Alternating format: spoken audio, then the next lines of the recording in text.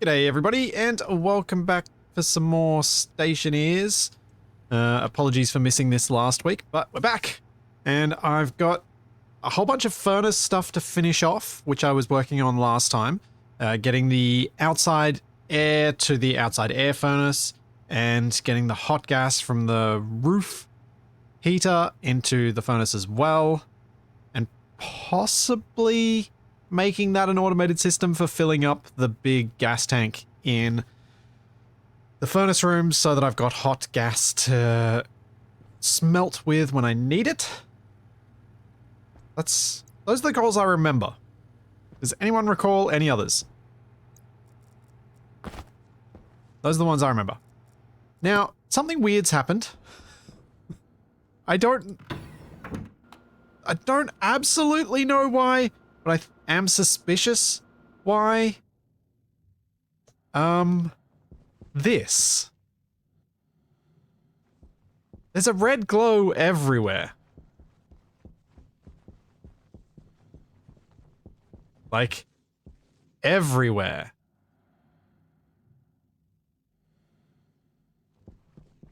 I think, I think it might be a mod that I added. Actually working? Question mark?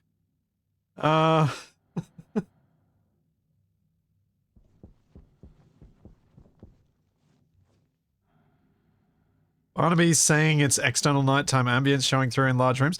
Well, it's weird, because it's here.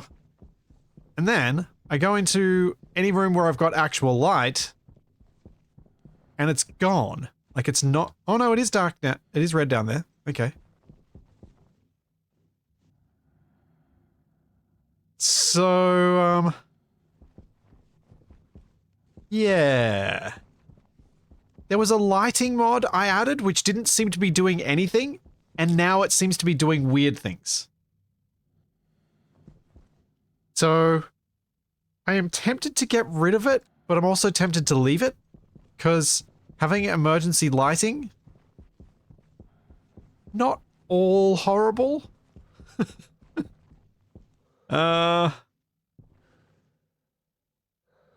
Yeah. I'm open to thoughts from you guys on this, because I don't know how I feel about this. It feels weird. Really weird. Anyway, I think I need to go back outside and see where I was up to, because I do not recall. As I was outside digging that hole through to my base.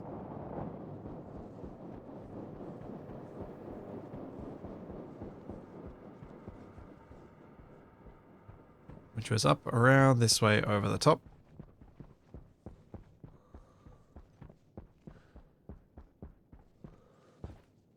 Nope. Down here. Yeah, okay. That's right. I was making the frames for this right at the end there, wasn't I? But yeah. I think it's ultimately better for you guys to be able to see what's going on anyway, so it's not the worst thing in the world for me to have, but it is weird.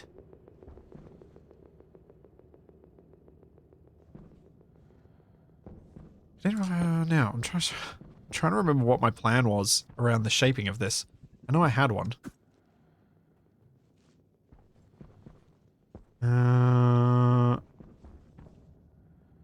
Is that coming in the ceiling or is that coming in the wall? I'm gonna go around and have a look. I've gotten too many things.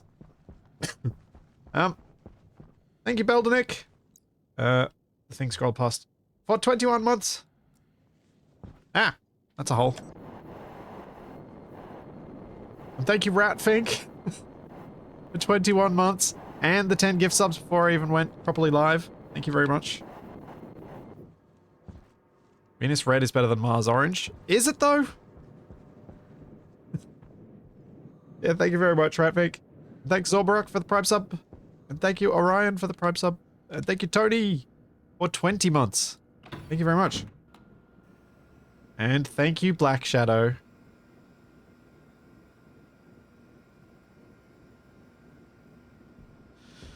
Uh...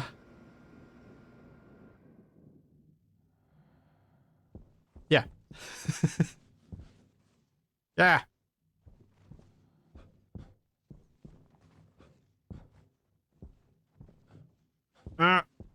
Oh.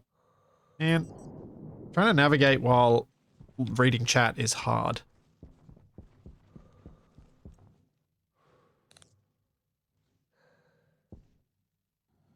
Alright, so the hoot room... I guess it doesn't actually matter. I probably want to pop out the wall, though, rather than popping out the frame. Although... Yeah, I think I'll go for the wall. Wall, I think, makes the most sense.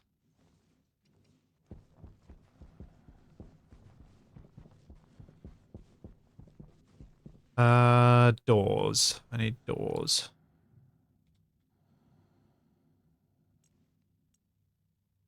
I need iron.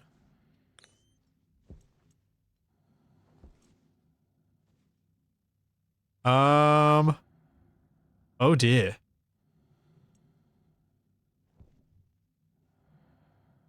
When did the copper ingots go green?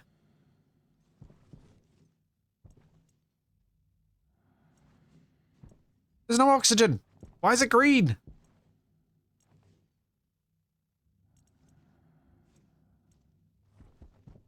Okay.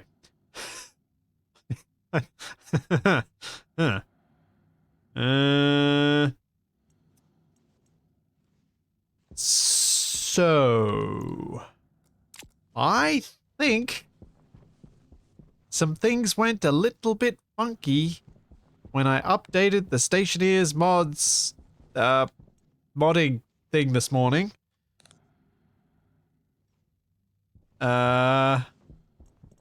Yeah. Silver is very black now. I'm gonna check this. This doesn't feel right.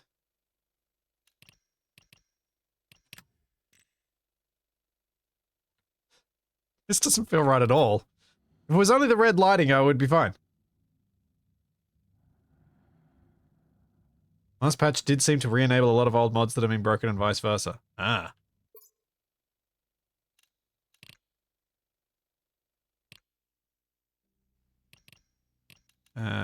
Workshop. Where is it? Yeah. Let's uncheck that. I don't remember whether I need to exit or whether it'll be fine. Let's see.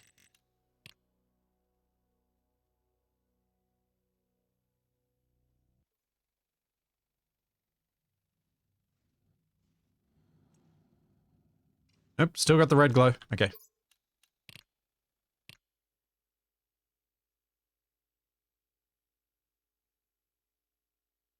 It's either not that mod, or it's something else breaking things. Maybe it's the render distance mod doing something weird. Those are the only two rendering mods I've got. Ew. And now the game won't launch. Perfect.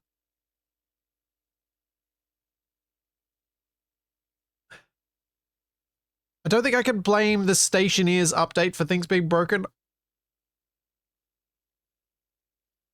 I think, any issue here is very much the doing of updated other stuff.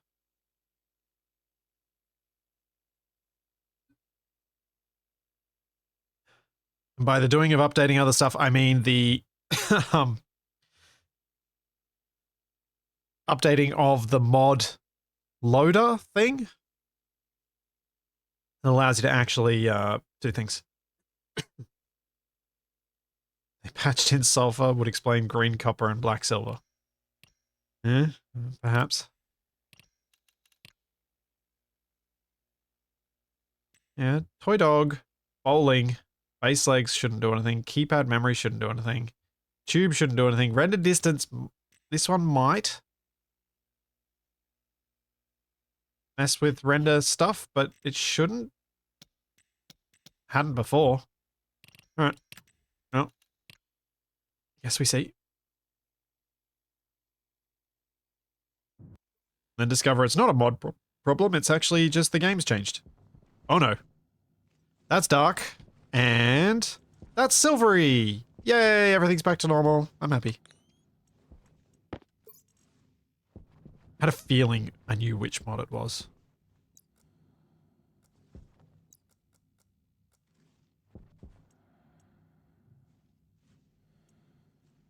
Oh, whoops, have to leave it down. Well, at least I was able to fix that relatively quickly. And we're back to pitch darkness everywhere. I think that's actually all the iron I strictly needed for my purposes right now, so that's fine. The rest of it can just finish. And then it turns out that the redness was only thrown away because of the morning fog that Venus gets.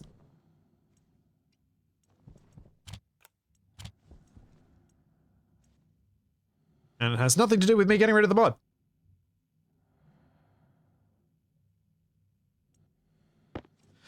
No, Barnaby, I think I know why that mod in particular... I have a whole bunch of... No, they're not DOS. I think I know why that mod in particular broke and needed the whole game to restart. Because it probably messed with rendering stuff, which doesn't get reloaded until you reload the game. Like the whole game. Similar things happen in Space Engineers where if you mess with texture mods, you need to do a texture reload. Stuff like that. I suspect it's the same here.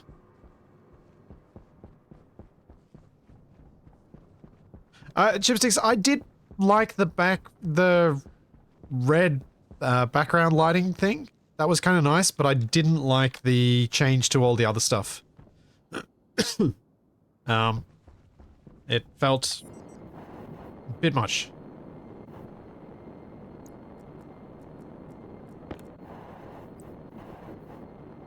Okay, so if I'm going to get rid of the wall bit, that will be the next one down. So clearly I was planning on doing the roof part if I did this. Okay, so I guess we're going back to roof.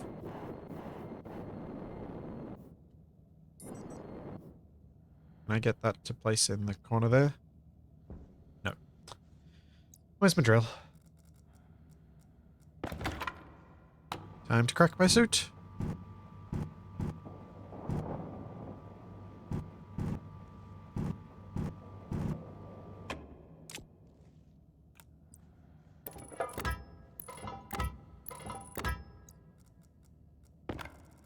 And welder, where are you?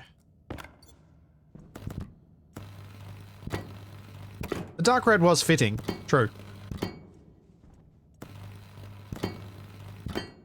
The oxidized copper was weird. But the dark red, I guess, was fitting.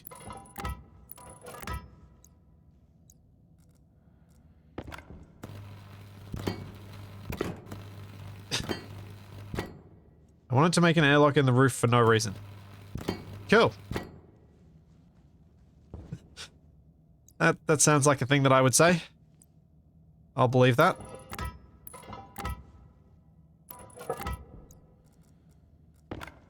What sort of surprised me is how much I remembered of what I was doing last time in Stationeers.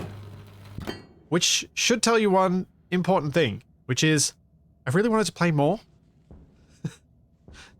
So if it's occupying that much of my memory that I actually recall what I was doing a week ago, or 2 weeks ago, that means it's something I really wanted to spend time with. Now... Oh, Charlie doing her sleep yips. If I put a manual hatch on here, and then I remove that frame... should then be able to close that hatch, hop in there, and we'll only have a small amount of stuff coming through. Yeah. What does the manual hatch need to be built? Iron sheets. Great.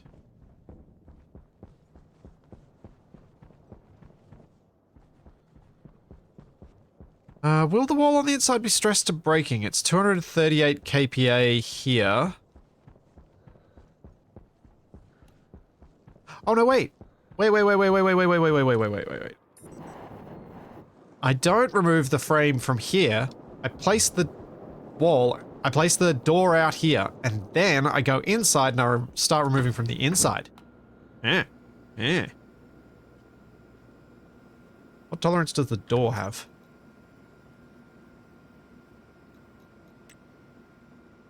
$500 kPa. Perfection.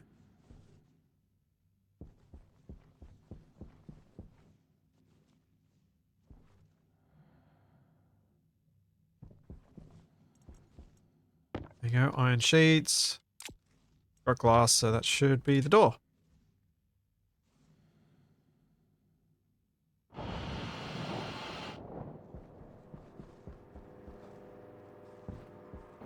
I'll be happy when I don't have to go in and out and in and out and in and out. Oh. Thought I'd make it.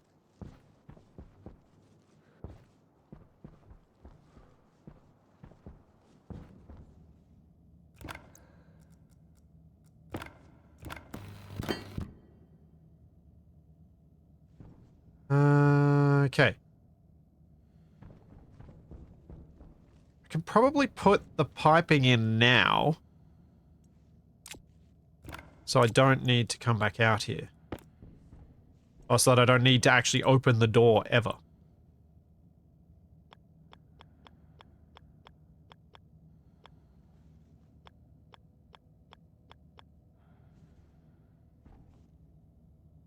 So if I put the pipe there, then I can connect this up afterwards, but if I just weld this shut,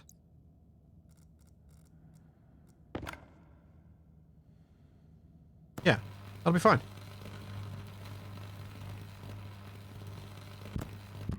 Is the greenhouse still busted? It shouldn't be, but I did break it again when I created some weird pressure differentials out here. But it shouldn't be busted. Is there any way to remove a frame and not get a cube of Atmo? I don't think so. Although it doesn't seem to be completely consistent that I get a cube of Atmo when I remove a frame.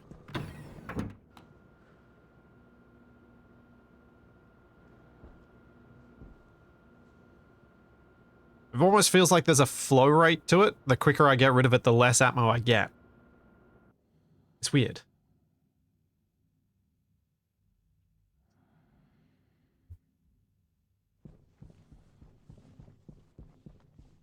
But on the upside, I do have a vent for clearing out the furnace room, so it will be fine.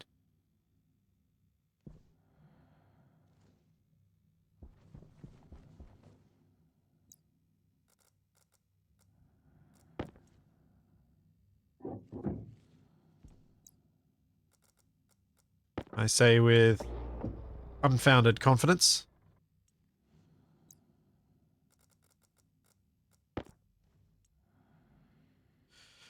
Okay, please don't be the wrong cubes.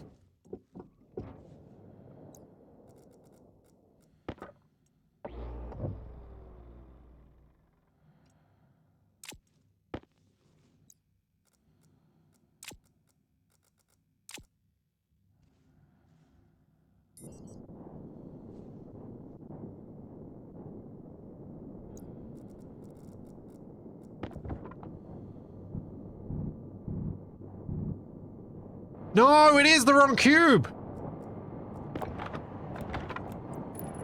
How? How? No! Ah! Where'd my steel go? There it is.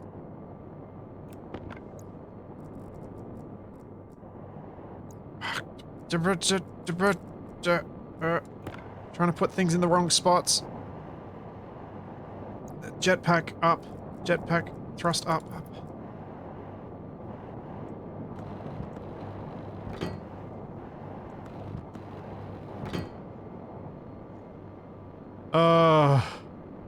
What? How?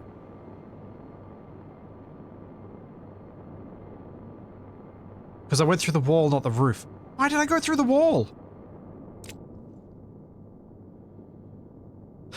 I meant to go through the roof. Oh, man. I need to wake up. Holy cow. I need to wake up something fierce. That was bad.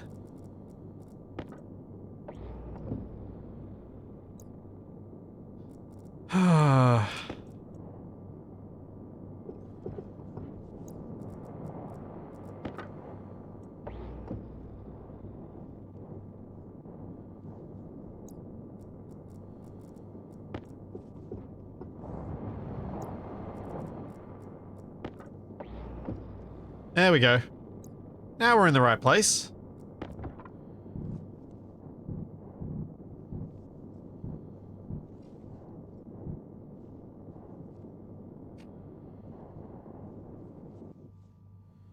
Yikes.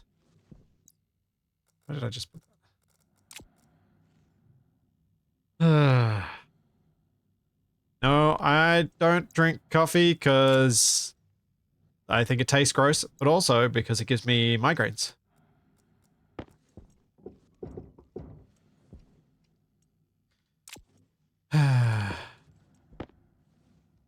Tea has the same problem. It's the caffeine that gives me the migraine, so it's not a coffee unique thing. I have to avoid all of the caffeinated beverages. Alright, cool. Have access. Thankfully, the big vent is keeping things mostly controlled in here.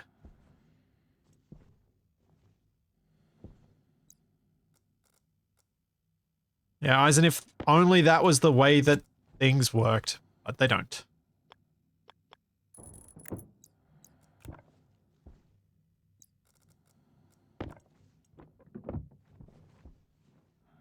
Okay, cool. After that little bit of drama that was entirely unnecessary.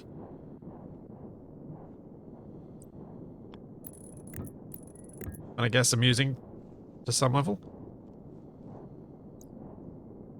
I can probably fit most of the stuff that I need up in the roof space here. So, I gotta think what I actually need.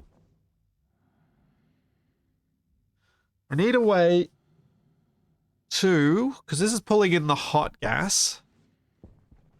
Because that's already got the connection to outside atmosphere, doesn't it? Yeah.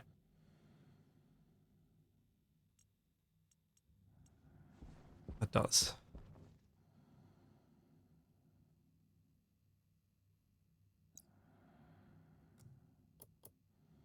I don't remember what my thrust was at, but try 30. See if that works.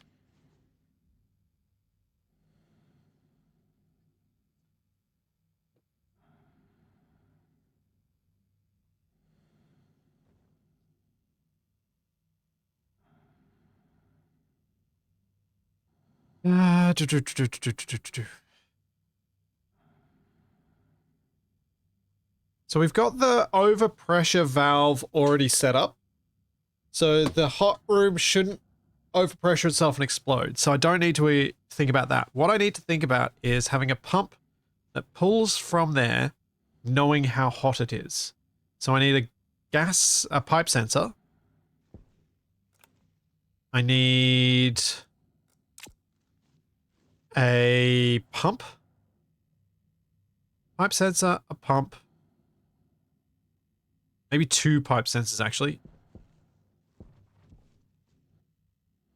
So I know what it's like on either side. Because what I want to do is take hot gas from that pipe and pump it into this tank.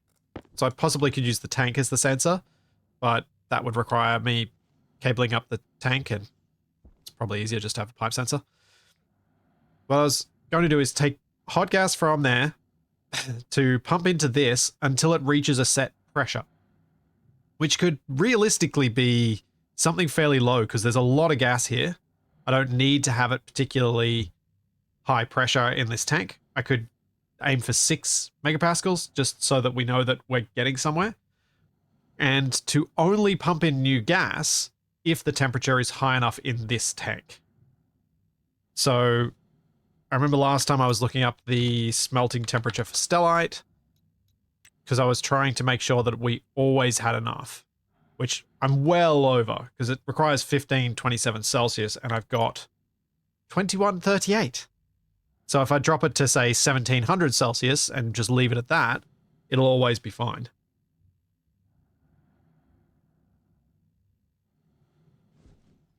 So yeah. I do have a pipe sensor down here.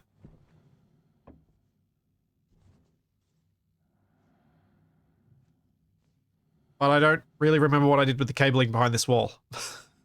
So I'm tempted just to make a new fresh start for this bit to make my life easier. I'm gonna have to pull those walls off.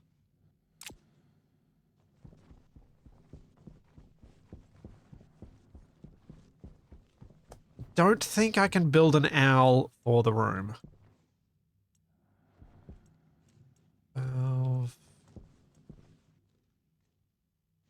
Pumps up there. No, let's go check in the gas room. I mean, this sort of tells me stuff. I don't think it differentiates clearly between heavy cable and light cable. I mean, other than where I can see the junctions, I suppose. That differentiates for me. I guess I can use those to help. Have a pump.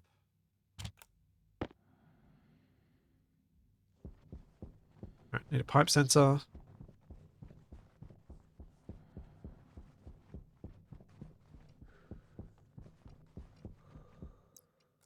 Don't need the door.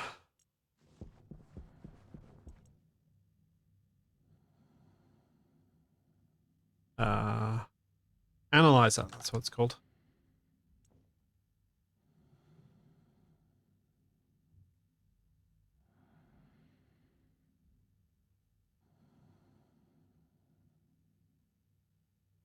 Des, I can't see any reason why the other IC that's running the heaters would be interfered with by this, with the way that I'm thinking of setting it up.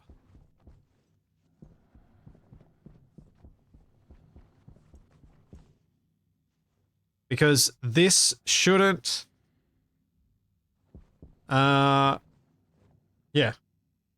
It shouldn't... They shouldn't run into each other. I did not add the paint mod, no. The network painter mod, which I'm pretty sure what you're referring to.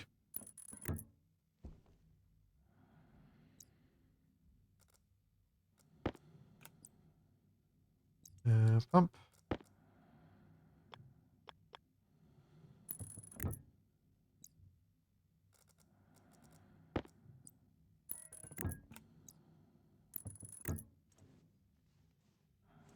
At least that looks tidy.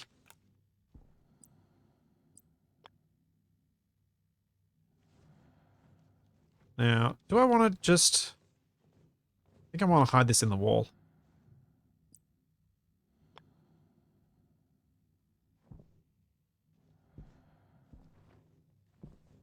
If it makes you feel any better, Demonworks, I haven't really had much issues with the mods that I've added to this. I know I've seen issues with the Zoop mod, which is like where you can instantly build a network of a thing. But I haven't seen issues with this, the more, say simple, less game-changing mods that are out there. I think I'm gonna have to go behind the heater.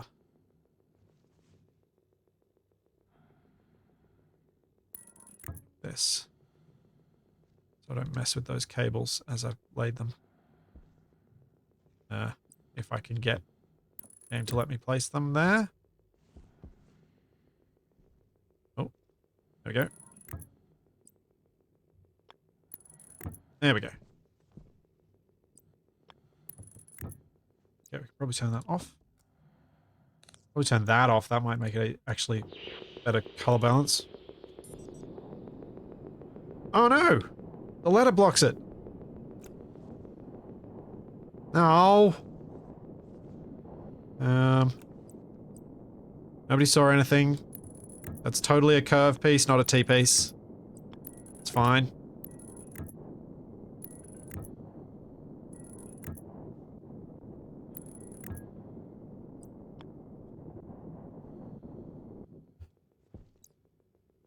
Okay. This I am going to fix, though.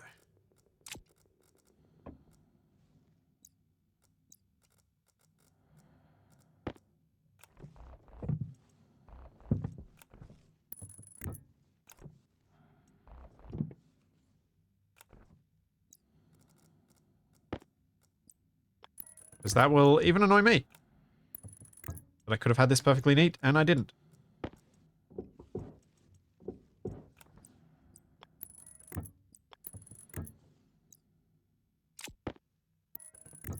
There we go. Add perpendicular. Oh, yeah, yeah, yeah. Good call.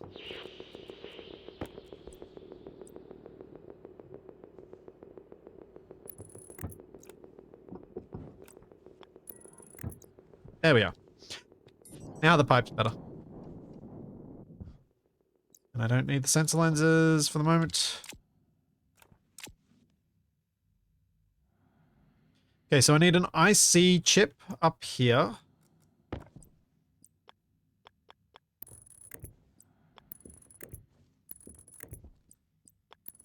Which I'll put over here. And then I just need to figure out where I'm going to hook this up to the power system.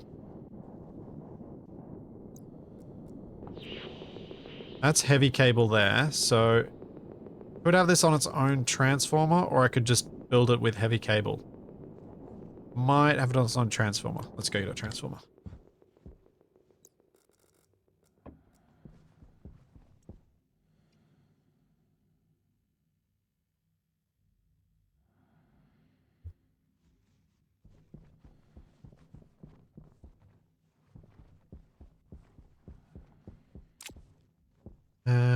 Transformer.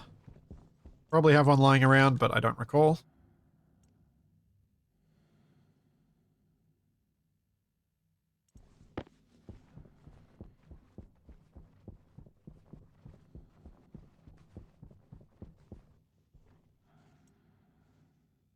At least this... At least this sort of thing, is now something I'm getting a bit quicker at.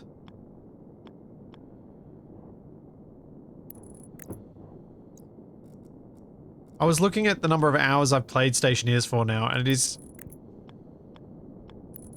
slowly edging up towards 500.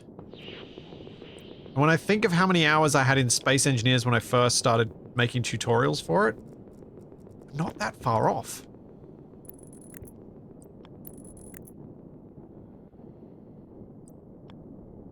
I'm gonna do this.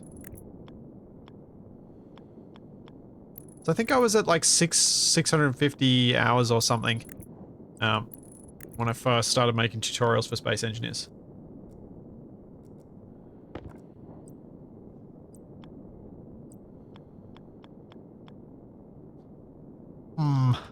Now, judging by the mistake I made just before, I don't think I'm ever going to get too good at this game.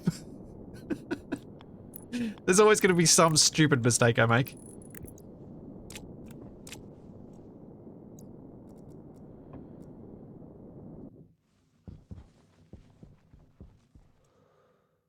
What do you mean only 500, JP Mystic?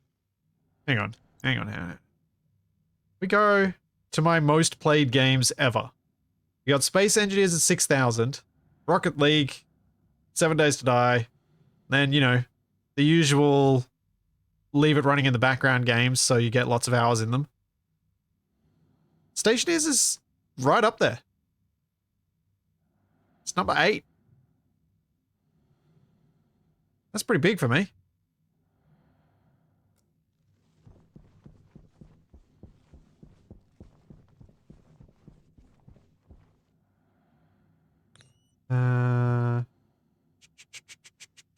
IC housing, that's what I was coming here for.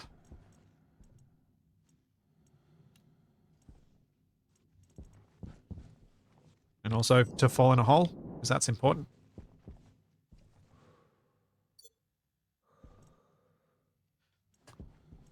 Shadow, as much as I'm sure you hope this would be the case, I can basically guarantee that Factorio will never get in my top 5.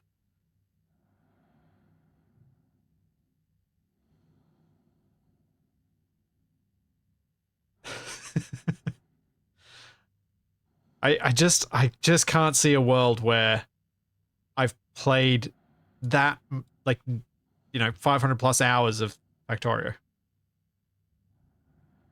I enjoy it, but I just don't see myself getting hooked into the optimizing stuff, because I don't really do that in anything.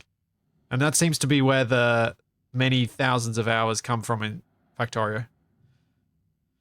Housing. Wow. Sieve of a memory this morning.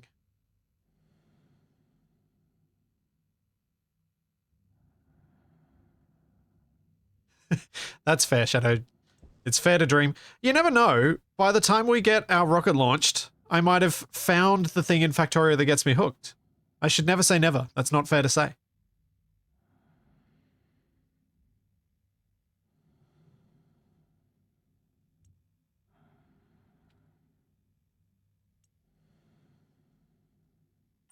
Waste tank caution. Because I might reach that point where I'm like, oh.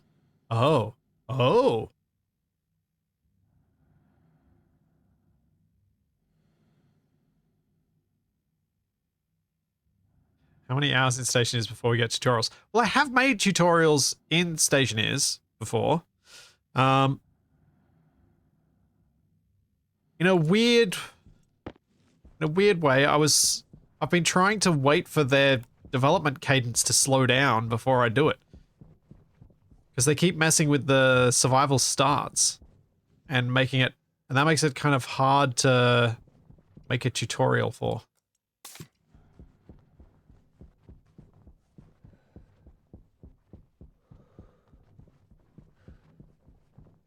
It's super awkward trying to make video tutorials for games that are regularly updating, because I like to put effort and time into those things, and to have it then become outdated in just a couple of weeks, it just makes it hard.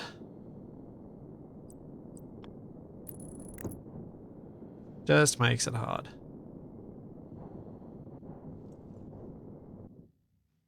Alright.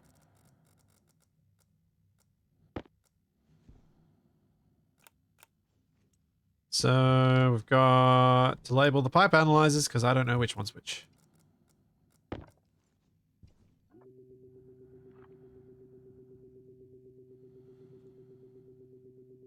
Outside. No, outside.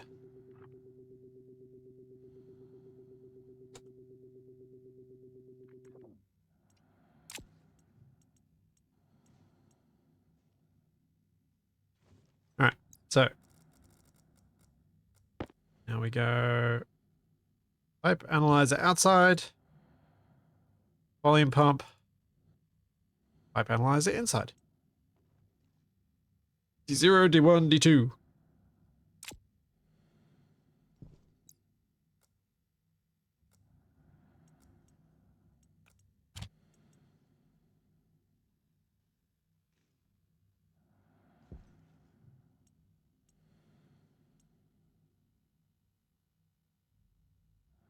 Some of that'll be fine. Let's see, is a new alter ego of mine. When I take Charlie for a walk. Oh, speaking of taking Charlie for a walk. Oh, I am so sore in my shoulders right now.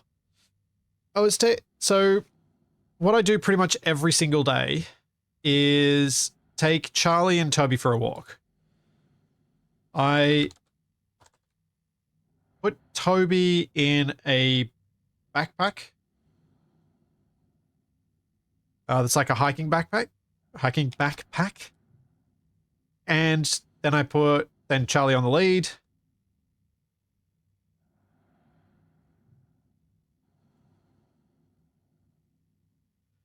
And we unfortunately ran into a dog that was off lead. That was very friendly, but Charlie gets less friendly when Toby's with us. She doesn't really like any dogs getting right up in her face when Toby's in the backpack. When he's not there, she's 100% fine. When he's there, ooh. But yeah, so 13 to 14 kilos in a backpack, including the backpack.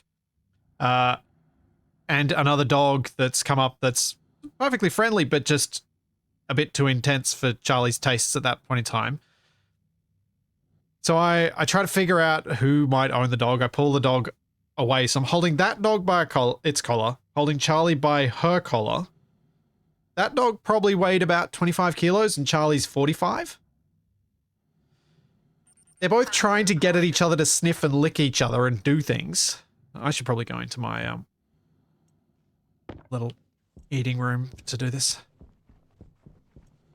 So I'm pulling, you know, the two dogs apart from each other, trying to read this dog's collar to see where it lives, who its owner was, whatever. The collar does not have a tag on it. So I'm like, oh, I can't just leave this dog running around on the road. And it's also going to follow us home anyway, and Charlie's probably going to snap at it. So I've got to try and keep them apart from each other.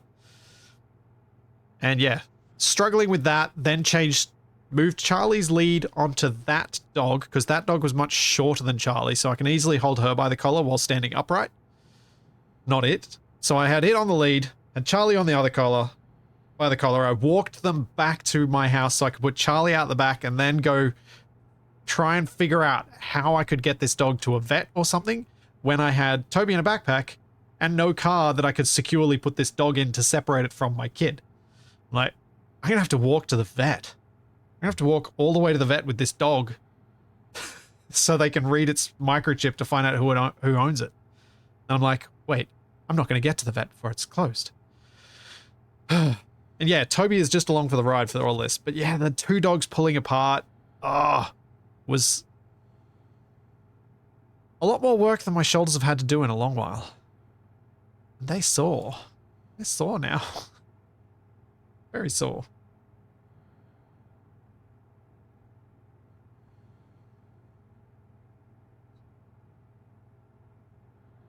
Yeah, even it was a very roundabout way of saying my shoulders got more of a workout than I was prepared for. All right. Load into alias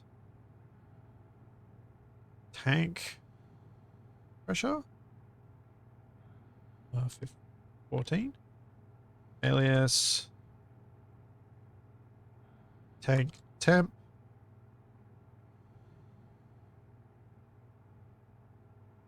load into tank press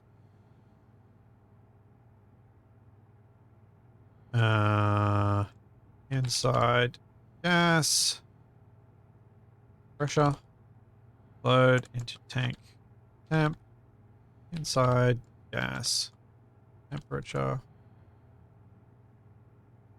Cool. And yeah, so couldn't figure out how to get the dog back, so I'm like, I'm just gonna walk around to where I found it and hope that someone shows up while I look for the number for or like try and walk back along the path that I would have normally walked and seen if it found its home and started spending more time with its home, while simultaneously looking for the number for the pound so that the dog could be picked up by someone who can actually come to me and pick it up. And thankfully, in the process of trying to search on my phone for that number, the owner did come. Well, the child of the owner came to pick up the dog. Which I handed over, and then it's almost immediately slipped its collar and bolted away from him. And then watching him run barefoot down the street after it. I was like, I can't really do anything about this. I'm going to go home and get Charlie so I can take her for a walk. And now my very good girl is lying behind me, wrapped up like a burrito in a blanket. With her head tucked in under part of the blanket. And I say she's a very good girl because she actually slept in my shed overnight.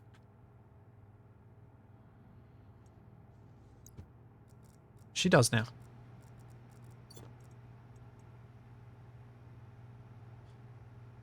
Okay, so I've got the info that I need. Why do I need a gas sensor on the outside pipe? I probably don't actually need a gas sensor on the outside pipe.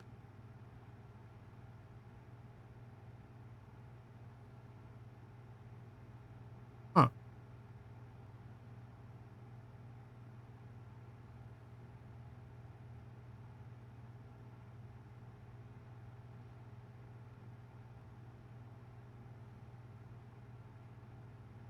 Oh.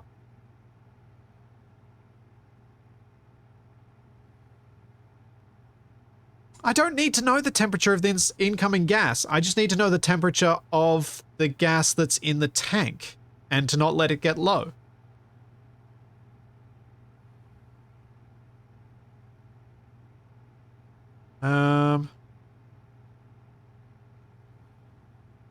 Because basically what I'm thinking of doing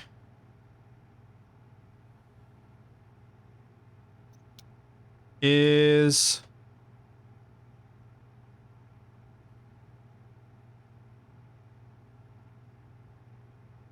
branch greater than. So branch line C if A is greater than B. So if A, which is tank press, actually no, tank temp. Start with the temperature because the temperature is the key one. If the temperature gets low, I don't want to be adding more gas. I want to wait till the gas gets hot before I add more. So tank temp. If tank temp is greater than, this will be in Kelvin, so let's go 1900. Then go to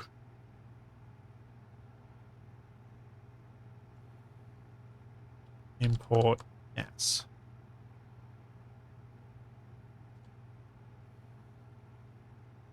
If not, yield, and go to start.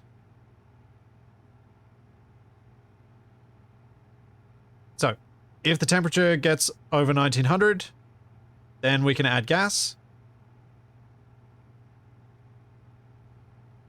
At import gas, we're going to check as well. Or is there a way I can check both? So where is there a command I could use to check both temperature and pressure and make sure both are correct? Because I was just going to nest these this way. Because that's what I understand how to do, but maybe I could learn a new command? Or a new programming thingy majiggy?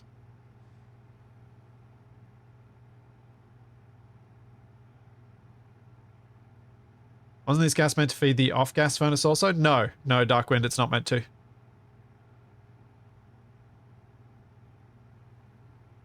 Set them into variables and use AND.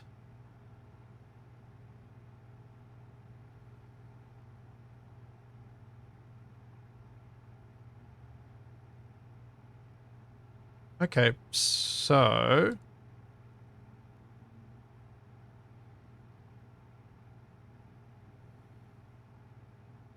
in fact, start should probably be up here.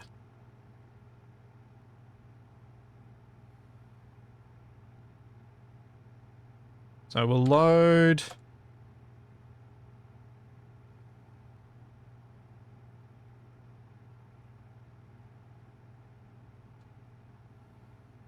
oh wait, I should just define. Define tank... gold temp. What did I say? 1900? Yeah. I can at least change these. Fine. Gold press of 6,000.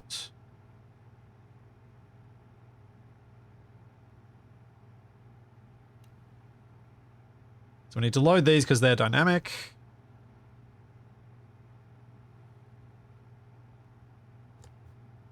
How does AND work?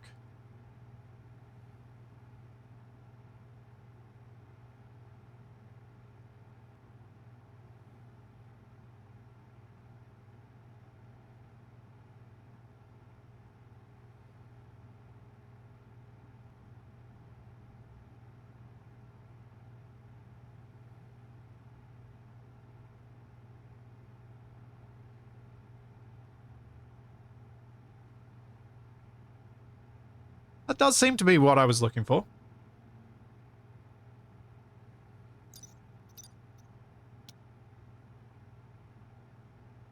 So then I need to load. Hang on, I gotta figure this out. This is new stuff to me, so this is difficult to work out from chat when I'm trying to read multiple people's instructions. So I'm just gonna try and catch up.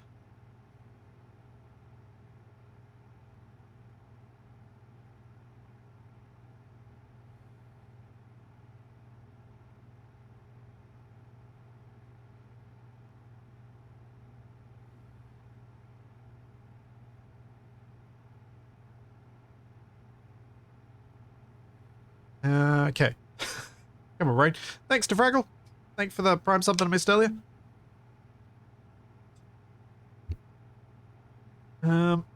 So I need to set a register to being Hydration. the 0 or 1 setting for each of those values, so then I can check if those are correct. Yeah.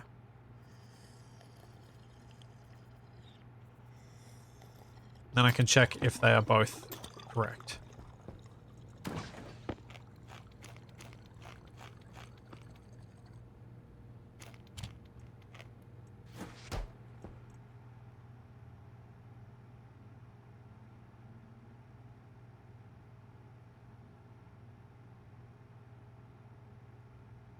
Okay, so we'll go R0 for the temperature. Register will equal 1 if A is greater than B. So that'll be tank temp greater than goal temp to greater than R1 tank press greater than goal.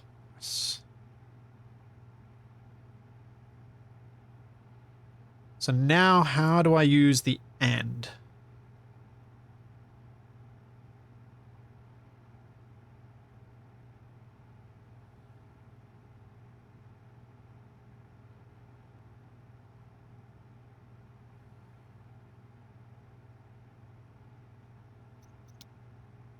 Oh yeah, you're right. I do want set less than for this. Because I want to, if the tank temperature is greater than, then do the thing. If the tank pressure is less than, then do the thing. So I want those to both be a do the thing, if they're correct. Yep, you're right.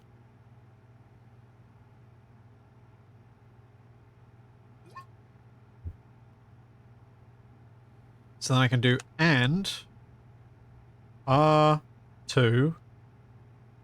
It's correct, isn't it? Yep.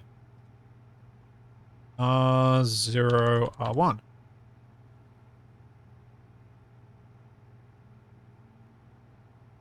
Then I can do a branch if R2 do the thing, if R2 not, don't do the thing.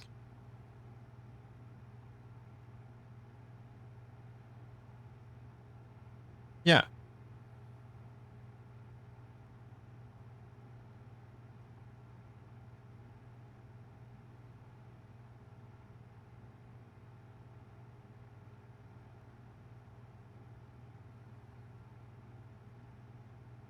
No, Daz, shouldn't that be an OR if it was one OR?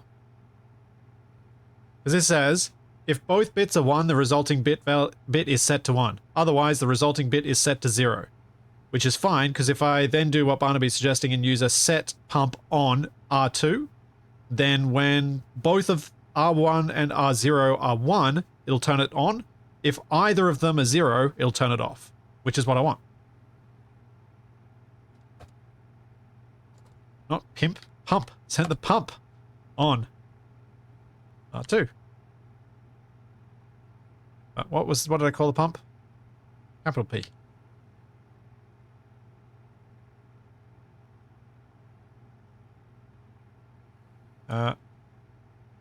And then yield, jump to start. That should do it.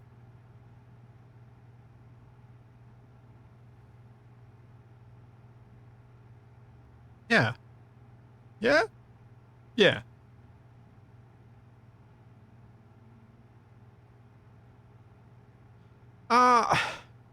From what people are telling me, I shouldn't necessarily need to use sleeps, and in this particular case, I probably do, like, I really don't need to. I guess I could use it, like, I've mainly been using it as a bit of a hysteresis thing, where it, so it doesn't turn itself on and off constantly, but I guess this one isn't so bad.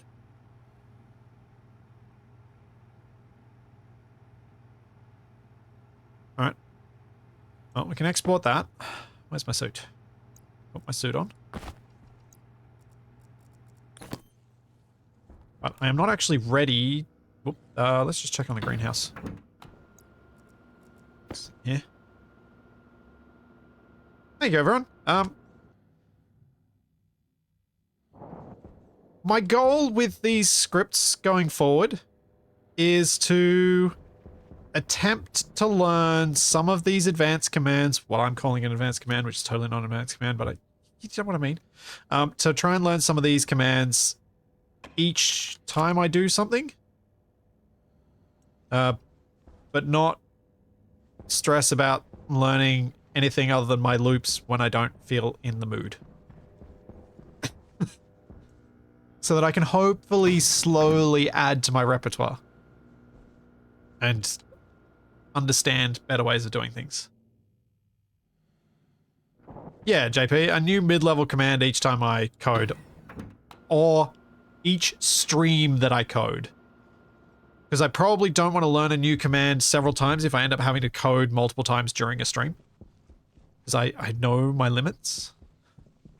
That's a bit beyond my limits at times.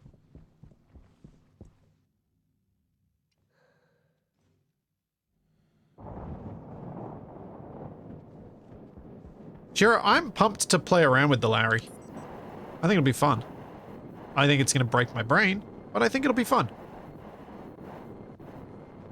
Okay, so how had I planned on piping around to here? I think I need to branch from there.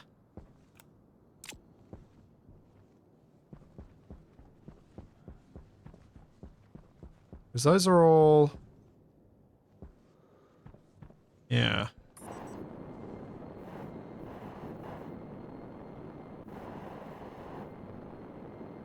Yeah.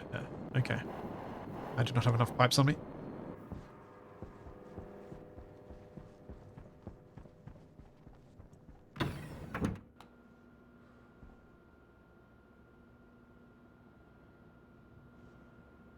Let me get some more pipes. Drop some of the stuff I don't need to be carrying.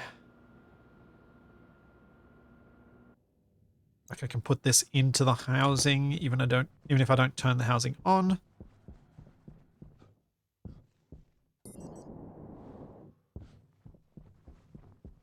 I think once this is done, I can move on to my storage room. This was the last big thing that needed doing for the furnace room.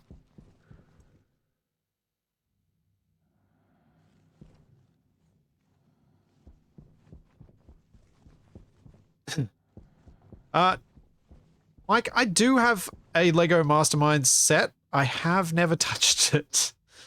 I probably should, now that I feel like I've got some capacity to do some basic things, but one thing I really like about Stationeers, and Archean is managing to do it a little bit as well, is give me nicely defined goals that are in small enough bite-sized chunks that I can learn programming as I go.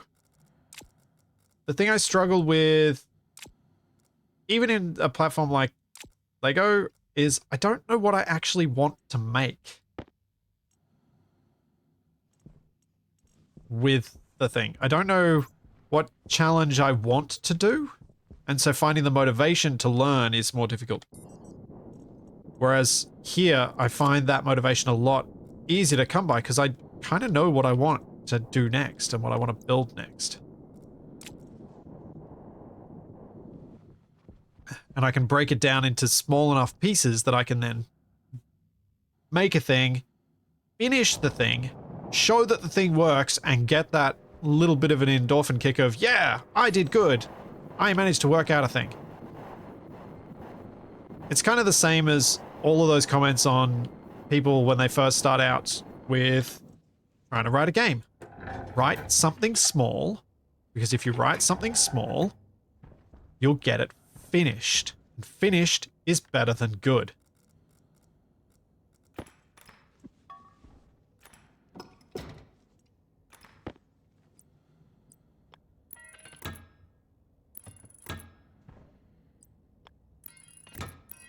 So, yeah, I guess I just keep trying to... I just find it so much easier in this format to find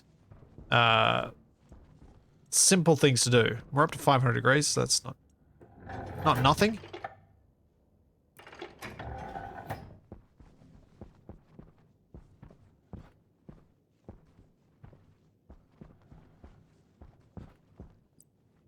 But yeah, I'm pleased with my slow but steady improvement in being able to do this stuff. I never expected to be especially quick at these types of things. But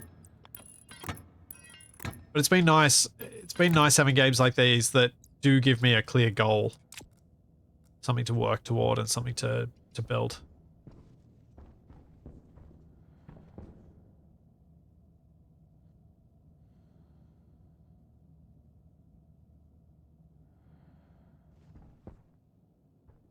Dels, what do you mean by check at the far edge? Check at the far end of what?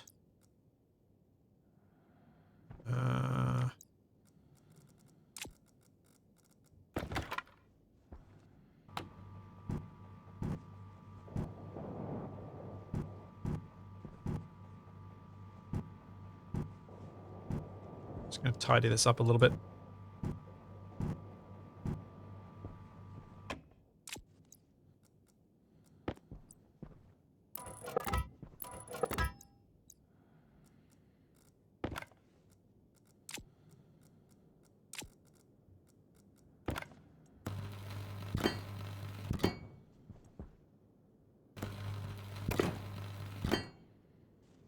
Capac has done more formal programming teaching than I have. As in he's spent more time in formal lessons around programming than I ever have. I did the tiniest little bit in high school. But he actually did some stuff at... I guess it's kind of approximate equivalent of US community college level.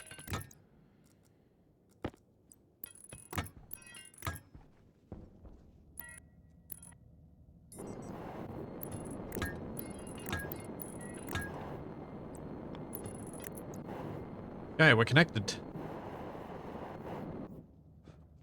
What the... Bit of it.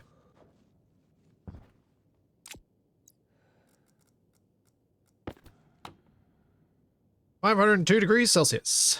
Excellent.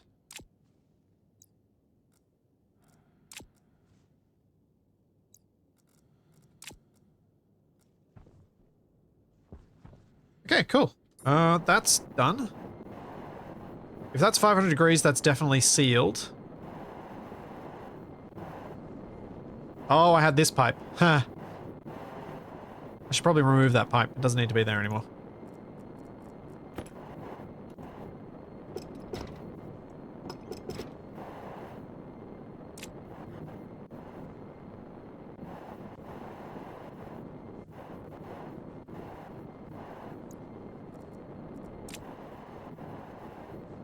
Cool.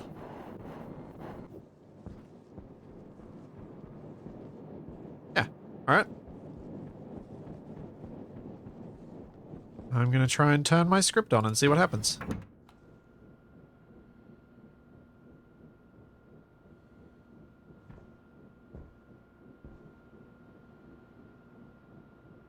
Sure, I don't know if I want to change my thinking patterns so much that programming becomes easy. I'm sure there are some advantages to it, but I feel like it... I don't know. I don't know that I want to change that much. I want to be able to think like that when I want to, but I don't want it to just be how I think. If that makes sense.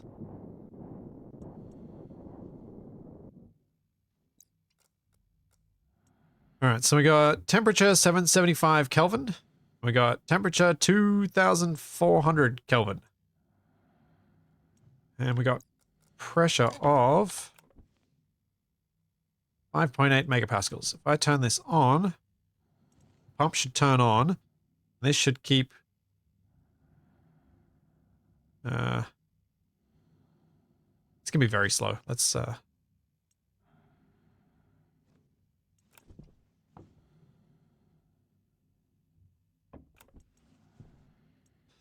This is going to be very slow. It's definitely working. The pump is pumping.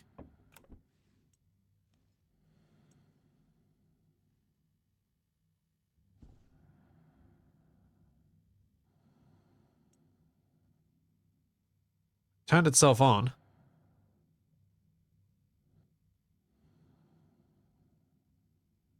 And this is going to take a very long time.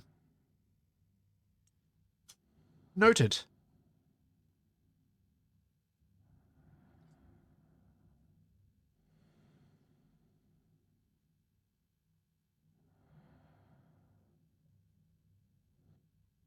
Is the max temp of the restocking program different from the heat up one? Yes. Yes, it is.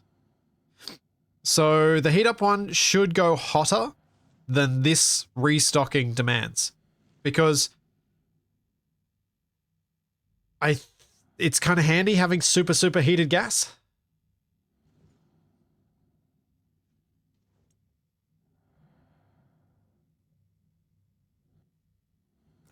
I feel like I just heard a bad noise.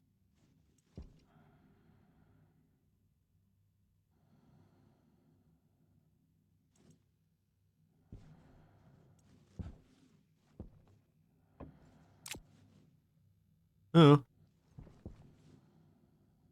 We'll leave the roof open for now. We can come back and check on that later. So the next thing to figure out is how I actually want to arrange my base.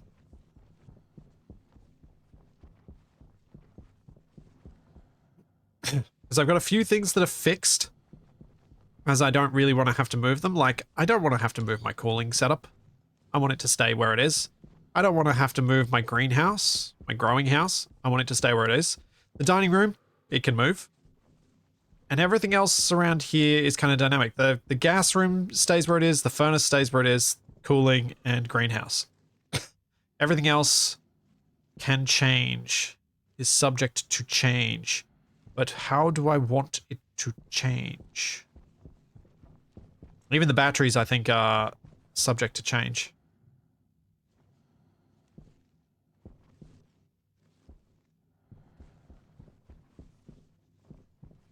Because there's a part of me that is tempted to make the entryway here, where the batteries are, but I probably should leave it where it was, where it always has been, and make it there.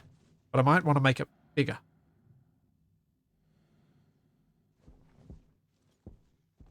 Yeah, part of this area is going to be redeveloped into the storage room. I'm just trying to think about the corridors first, and then I can build the rooms off that and design around that. Because I thought if I make the corridors, the rooms should just fall into place.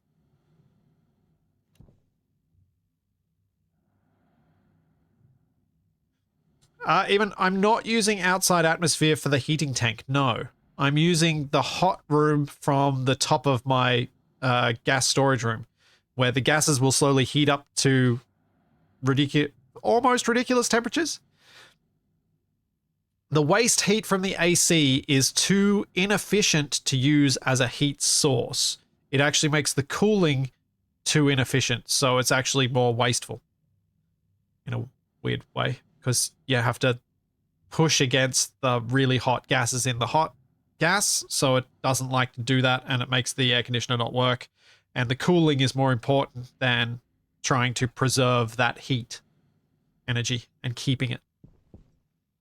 I'm better off throwing away that heat energy and getting another source from somewhere else. All right, let's have a look from outside. Think about this again.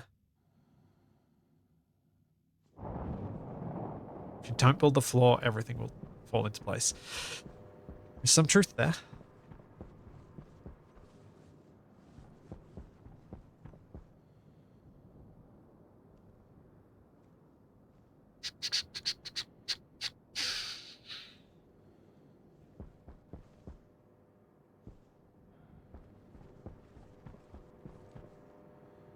My whole trader setup's probably going to need to be rebuilt at some point too.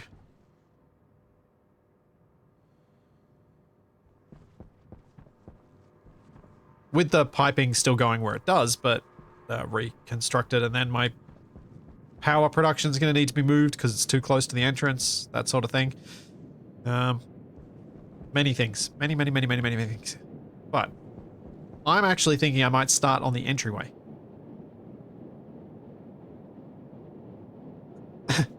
So, yeah, even basically, the air conditioners can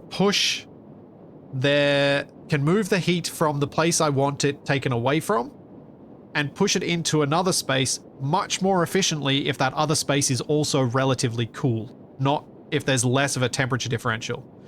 My hot tank would mean that there is no temperature differential. In fact, the temperature differential would go in a really, well, actually, no.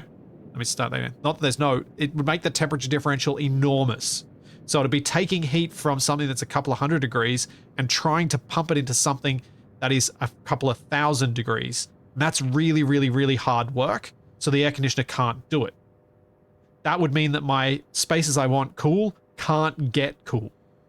So trying to move that heat into my hot tank is actually super inefficient. I'm much better getting a heat source from somewhere else.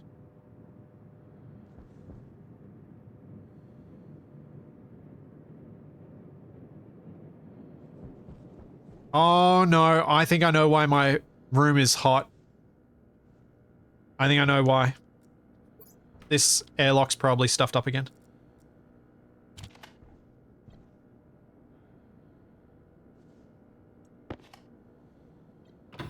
Or it could be the airlock's stuffed up. Or the, or my jetpack.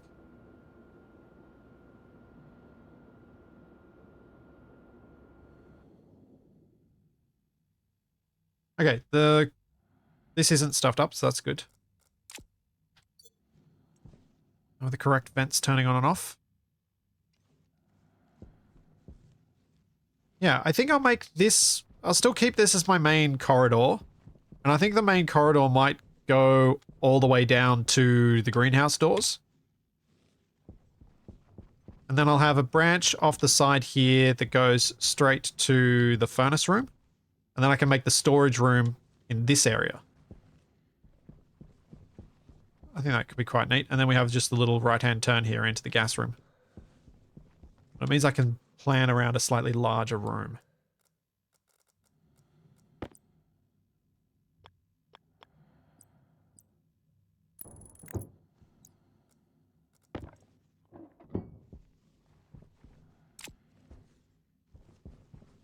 Yeah. Yeah, there's not a lot of gas in here, and I don't have much working to pull this gas out. Right now, it's just this one tiny vent. And so, it's struggling to evacuate this space. But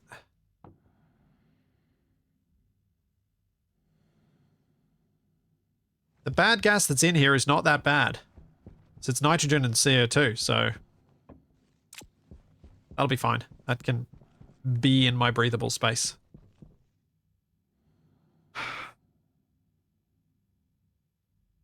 Now, I don't want to accidentally make this space too big, but that shouldn't be too much of a risk, given that I've separated off the gas storage area. So that was a huge room. Just trying to think of what I can deconstruct first. That's not going to create problems later. At least move this stuff. Get rid of these ones on the left.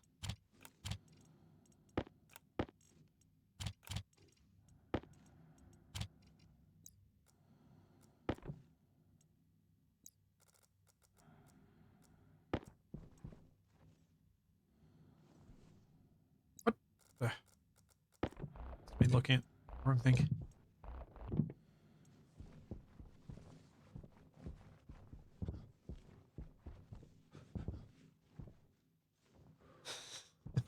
Looks like there is a broken pipe outside. Yes. Yes, there is. It was my poor man's vent. Before the game gave you vents at the start.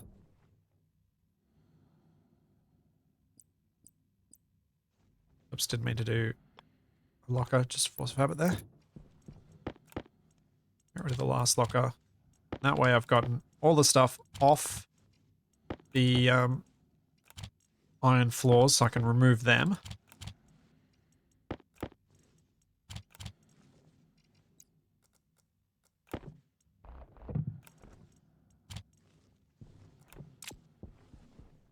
Yeah.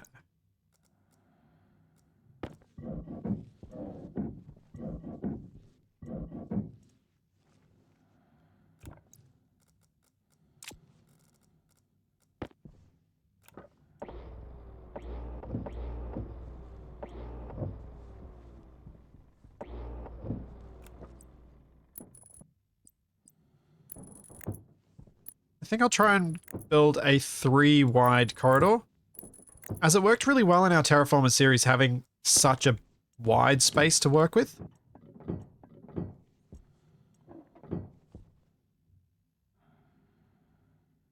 Much as I disagreed with the scale when it was first proposed.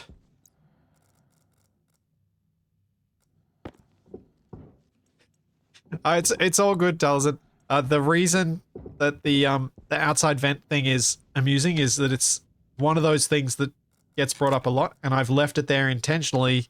Well, I've left it there because that amuses me. That it's something that always comes up. What happened to Terraformers? The save died. Died a horrible, horrible death.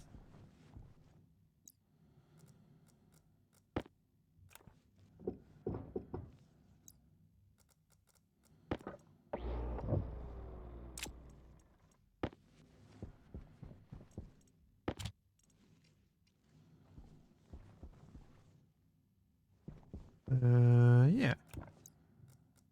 All right. Wrong thing. Get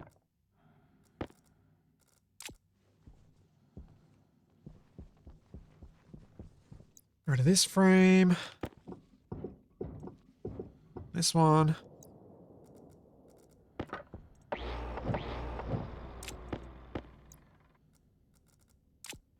Yeah, okay. I'm starting to feel this space now. So I think I'll build the corridor from the furnace first. Leading toward where it'll turn left to go to the entrance, main entrance, and right to go down this way. Because then I can make that corridor, close it all off, evacuate it, and then pressurize it if I want to, but I probably won't until I've built the storage room.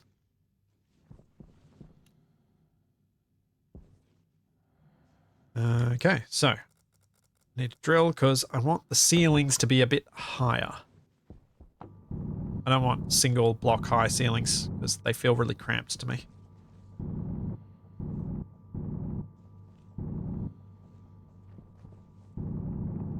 I just hope I don't pop through to the surface while doing this.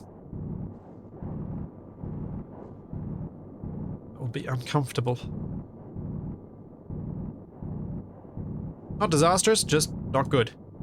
Well, it could be disastrous if it happens during a storm.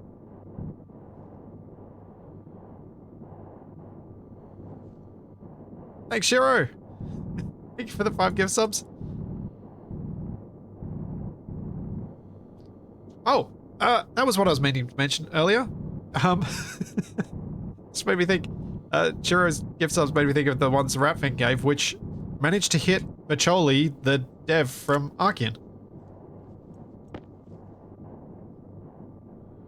1 second. Sorry, everyone. Need to play my notes.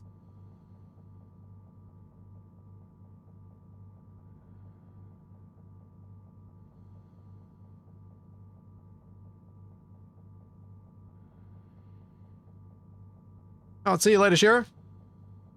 Have a good sleep. Okay. Let's go drop off all these ores. Will there be a season 2 of Terraformers? In the format it was in before, probably not. At least I don't have a specific one planned. It's probably a better way to say that. I do want to play more Stationeers in that kind of way, but I don't know when or how that might happen. Oh, I think these are all full, yeah. Oh no, that one's not.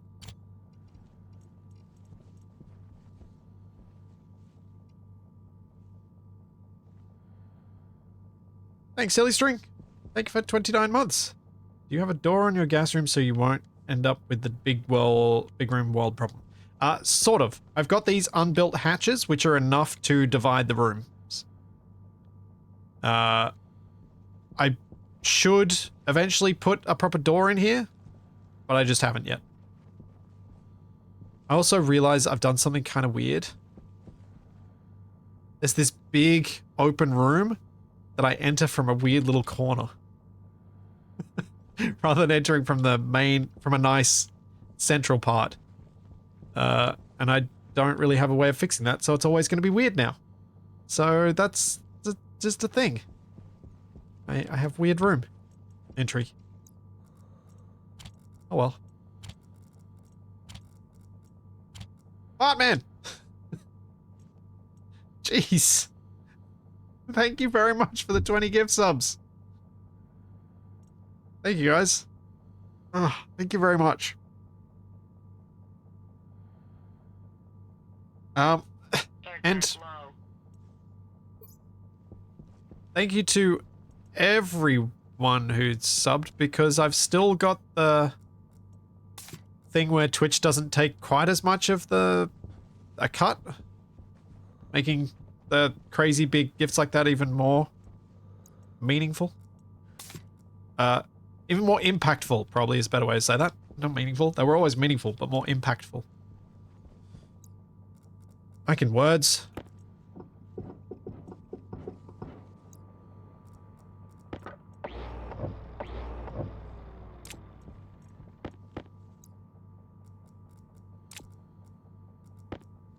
Alright. If I'm going 3 wide, I should probably start building a bit of a wall in out of steel cubes so that I have a bit of a breach control area.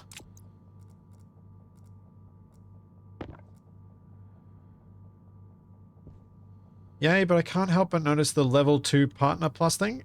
What do you mean level 2 partner plus thing, Shadow? You might... Are you referring to the... So the partner plus thing works on 100 points? I think it's 100 points.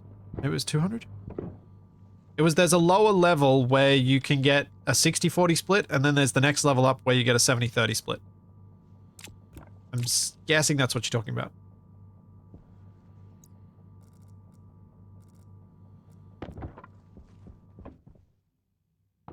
Oh, I left my drill on. Apologies, everyone.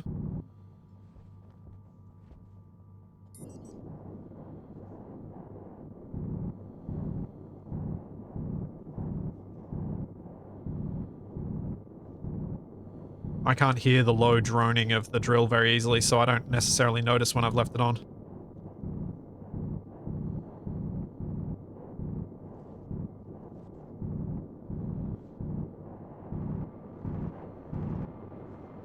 Uh-oh. Some of this is counting as outside.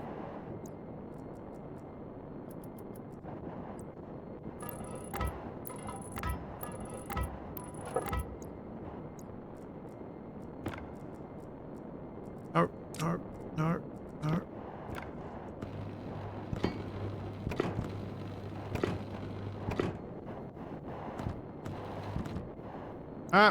Thrust up, thrust up, thrust up! All the thrust!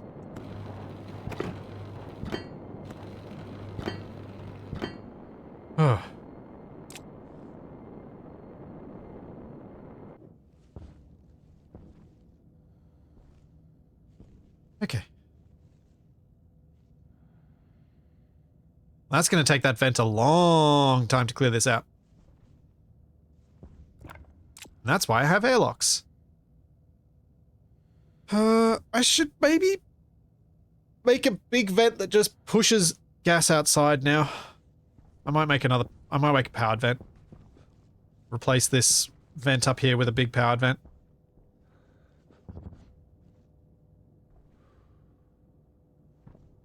Because that is probably going to happen again. This little vent here is doing all the work.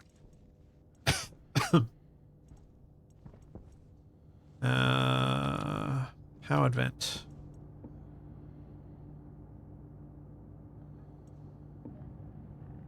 Let's get a big one.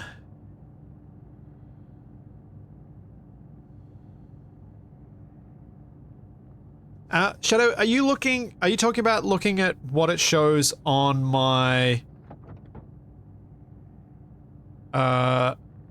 stream as a plus goal? Let me just see. I think I've interpreted it right. Oh, yeah. Okay, so right. I think you've just sent me through a little screen cap. Yeah. So plus level 2 is what you guys have helped me reach before.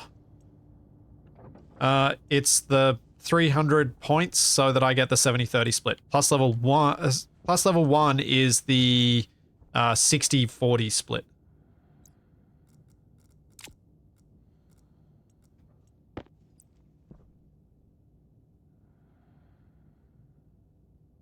I think if I go there, that should do okay for now.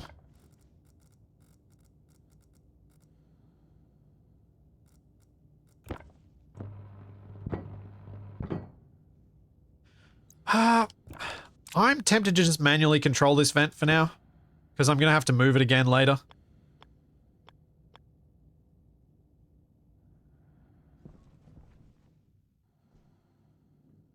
And I really just want to turn it on when I need it on, and then I'll turn it off when I don't need it.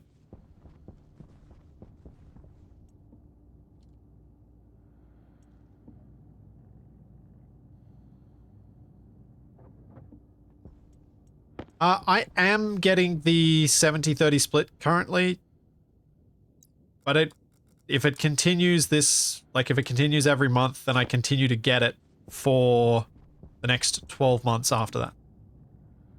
And you guys, very generously, have reached it for the last like 4 months. So it would stay at that level until this time next year.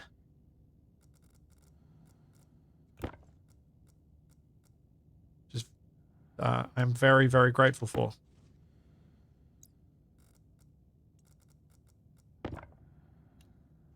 Oh, plastic sheets, not these. Thanks, Jiro Zangetsu. Thank you for the 6 months in advance. Thank you very much.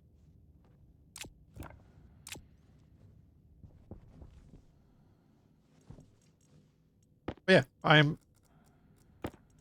incredibly grateful for the couple of hundred people who are subbed so that I can keep doing this nonsense.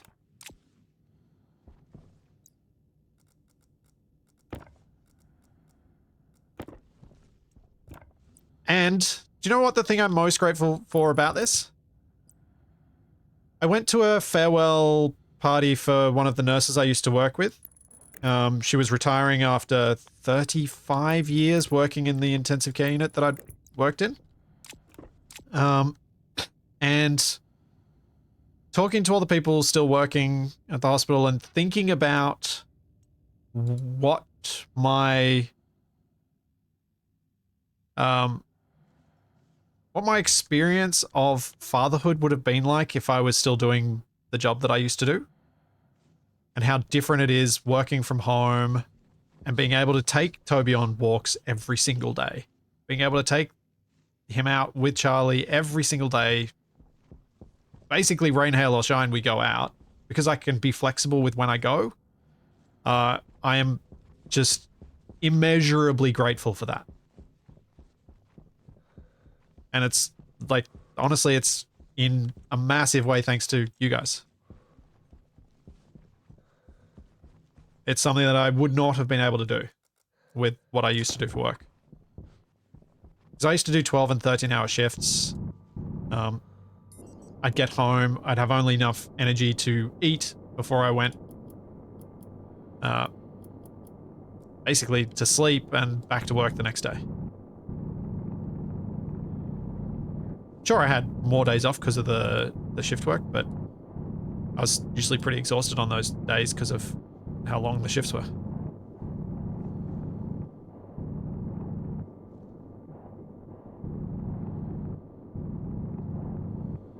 Yeah, Demon works. Not only 35 years working in an ICU, 35 years working night shift, and still one of the sharpest nurses I ever worked with. Sharpest people I ever worked with. Just so willing to learn and capable. She was awesome. She is awesome.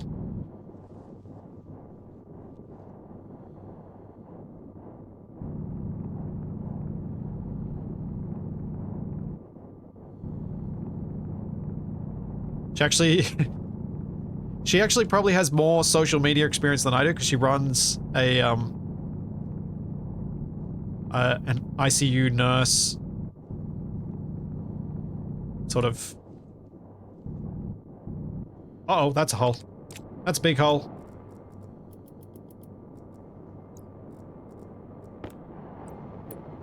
Nope. All the thrust.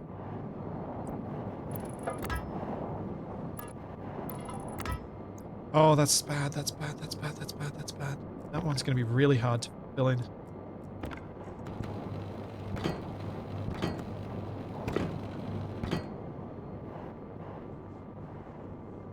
I'm gonna have to go outside and fill these in. Yeah, very cool person. Well-deserved retirement. Yeah, it just made me appreciate just how lucky I am. Terrain gun? Yeah, maybe the terrain gun's an option here.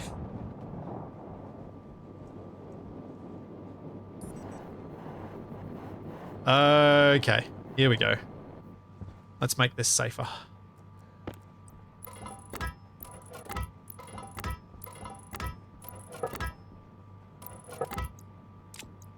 And I think it's very good to have a reminder of how awesome my situation is. As one of the things I personally found really good when I was still working at the hospital was just having that perspective, that bonus to, like, that help to my perspective of, I'm just going to see whether I need to go up another layer or whether I'm okay to build in here. I can't remember now. Like, whenever a game was annoying me, it's like, so what? You're still playing a game. Who cares? You can be positive because it doesn't matter. It's still fun. Angled wall blocks are not in the game because trying to figure out which side of an atmosphere is on which side of a block is something they decided not to worry about. Okay, so I should be able to not have to worry about filling in those gaps, maybe.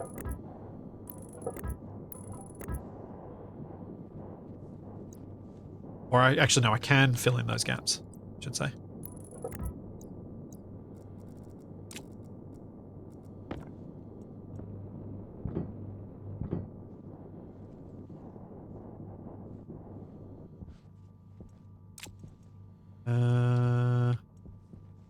Steel. Need steel. Give me the sheets. All of the sheets. I need more frames too. Which... Some steel sheets here, and I've got some more frames here. Sure, throw them on the ground. That's totally what I meant to do. I have some more in here. I do. I have quite a few more steel sheets in here. Ah, maybe I'll make steel frames instead.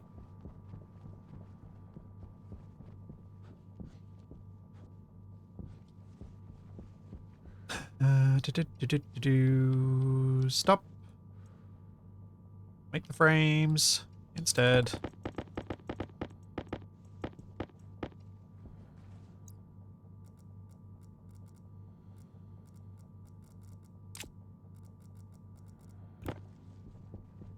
Oh, that's an iron frame. I need to get rid of that. But I need to get rid of that anyway because it's occupying part of my corridor space.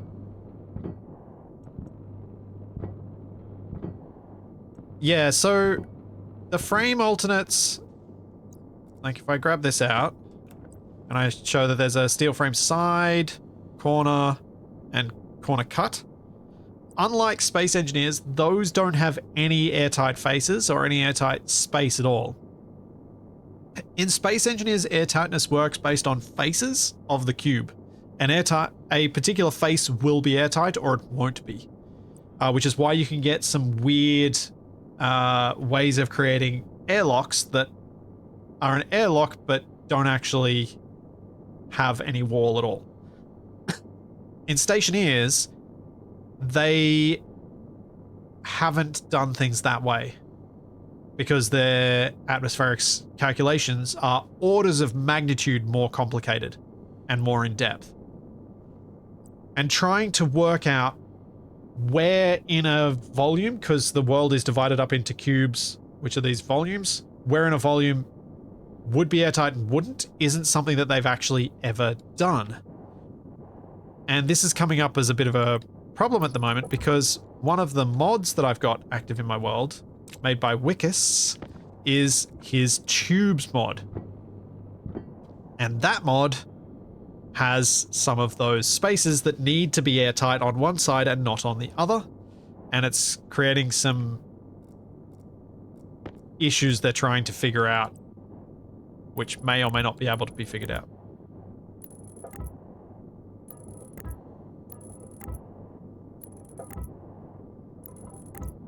But it's, yeah, something I was reading them, I don't know if it's him, reading them talking about on the Discord.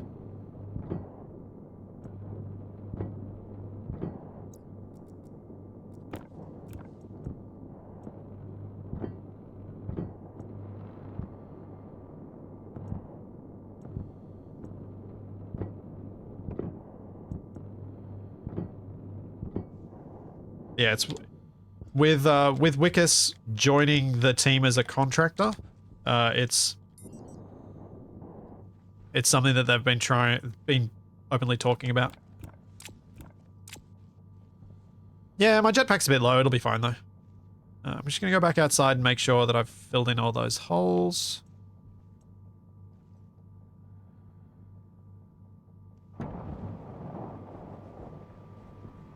So I can remove those other frames.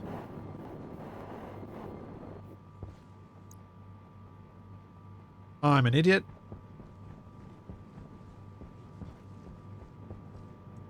No. I don't have any frames on me.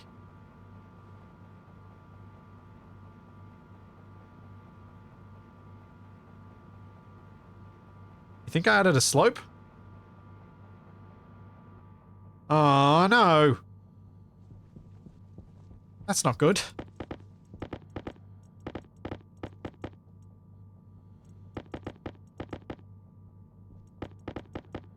Wait, can you I don't think you can weld up a slope.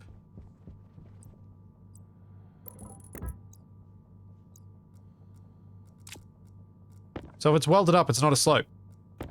Yeah. So it's fine. I'm all good.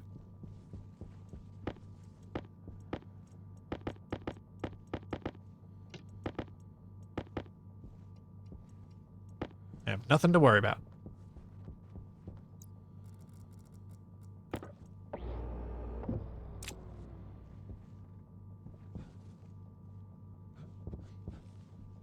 Now I can go back outside and fill in that hole. Hydration critical.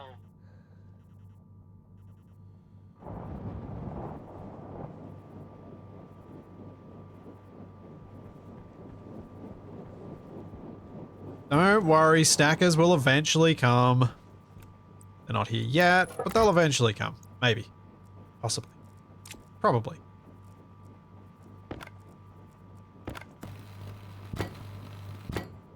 Part of what I'm working on at the moment is the ability to eventually rebuild my, I'm gonna fill in this gap because I have a feeling I'm gonna mess around in here. Part of what I'm doing right now is rebuilding toward having a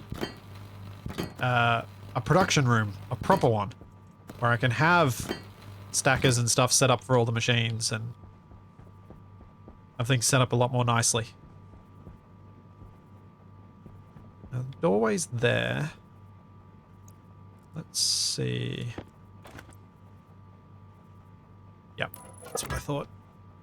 I'm gonna put these two in, because that's gonna reduce my risk of running into issues dramatically. Jetpack low. Yeah, I know my jetpack's slow. Stop telling me I'm not using it!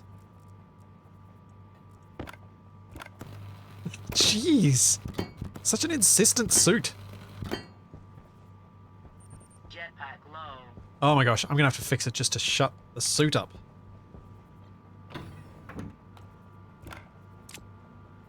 Yep, and recycler will be added at some point. Still on the list. It will remain on the list for a while, I think. I mean, I have a stacker. It's just for pipes.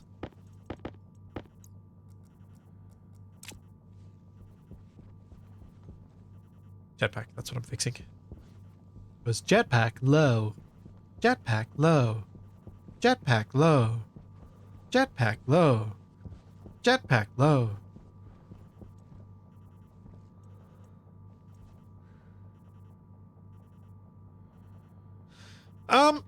Honestly, I find Stationeers more annoying.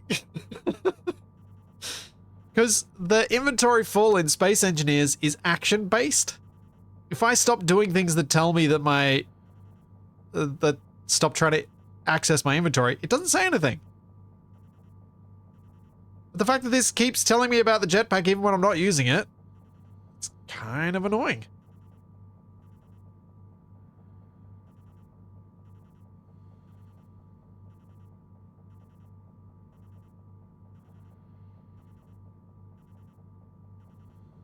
I know you can turn off the warnings, but I think we all know that's probably a bad idea for me.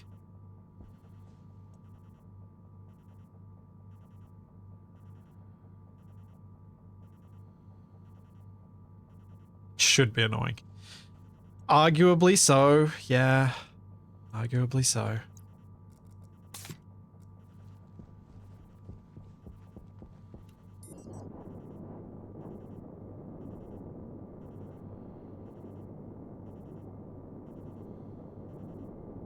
But just so you can get a feeling for it. Inventory full. Inventory full. Inventory full.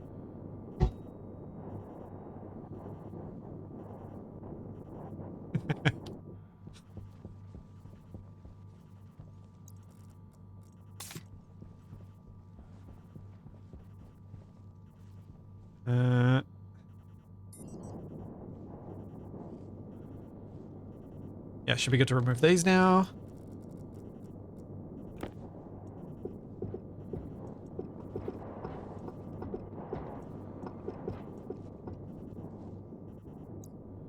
And grinder.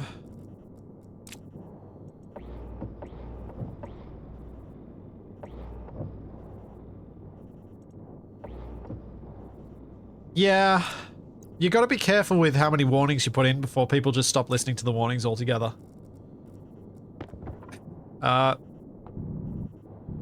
Having also, like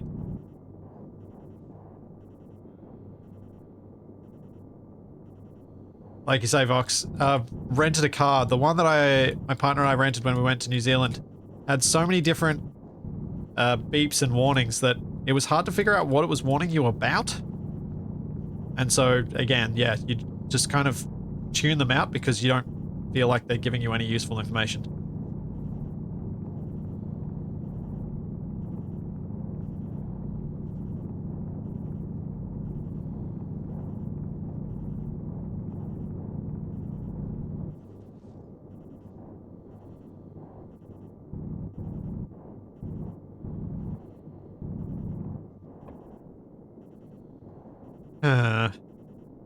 Is that going to be a problem? Having that sit there? Can't drill that out. It'll be fine.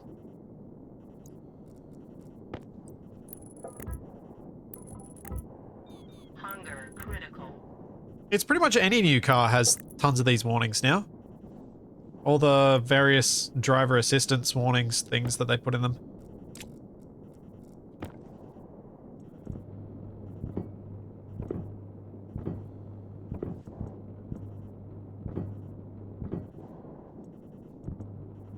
Like, beep, beep, beep. I'm detecting that you're departing your lane because I have seen the tar that's joining the road and thought it was a lane marking, and so I'm going to slightly turn your steering wheel now.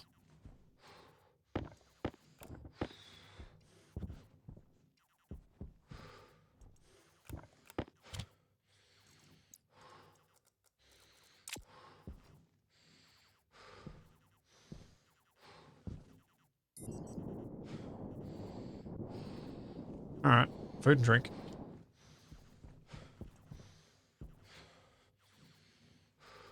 Creepy breathing time. It's always time for creepy breathing.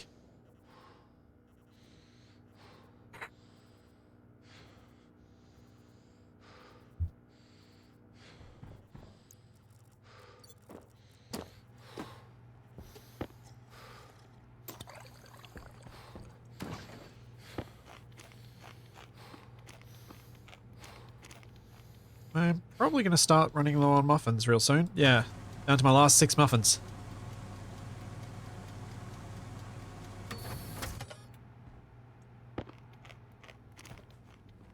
Hydration critical.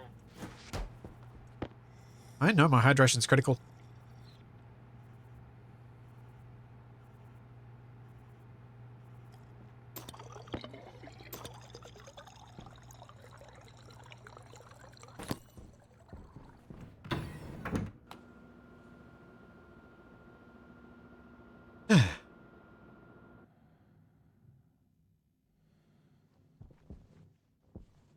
Yeah, I probably should, like, if I get down to my last few eggs, like maybe last 2, I might then go back to the trader and try and get some more eggs.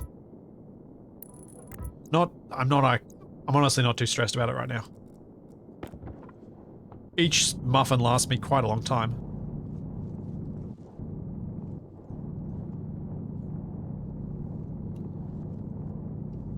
Now, I should probably empty my ore belt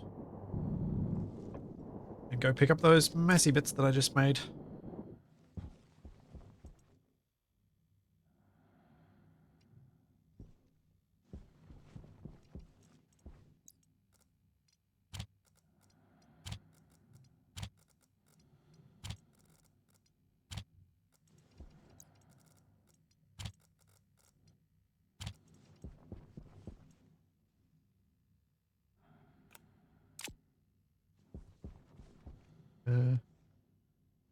How is the lava tank doing? Oh, yeah.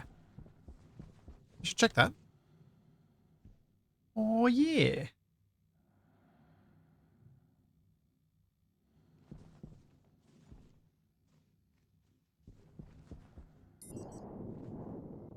It is at 5.98 megapascals. Oh, it's so close. It's still not quite there.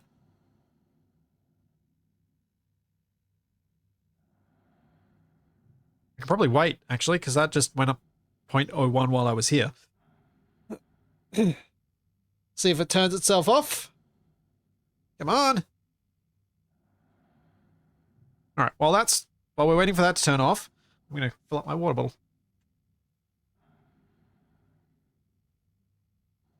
And briefly look at what position Charlie's contorted herself into. And remember that I still have not gotten myself a webcam so that I can show you what she does. Or tidied up my shed so that I feel okay showing it off either.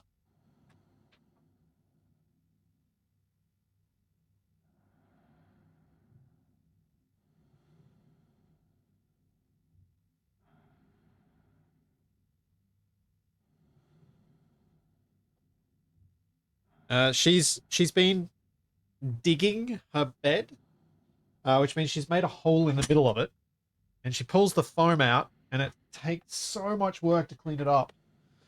I've cleaned up a bit of it yesterday. I felt like I had the floor clean about a week ago, and it is not anymore. This takes ages.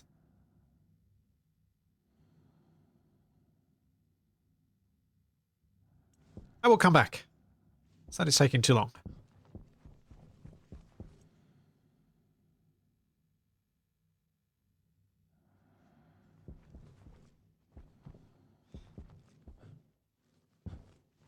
Oh, my shed is not big enough to put up a green screen to hide things.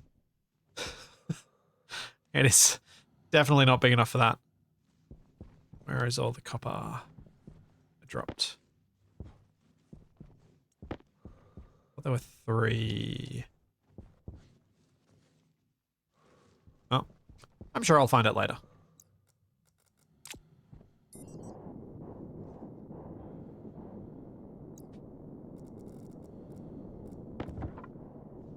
Get Charlie a green bed. Oh, I was looking at getting her another bed. I started going, would it be cheaper to get her a kid's bed?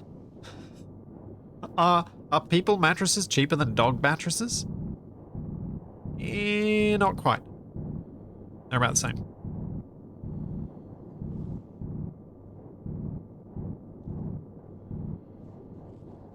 But the question did occur.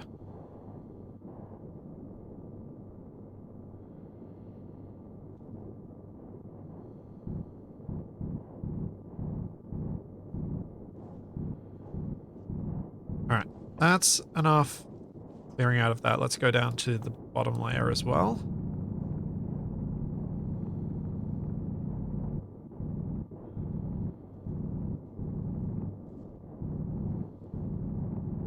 Clear this stuff out.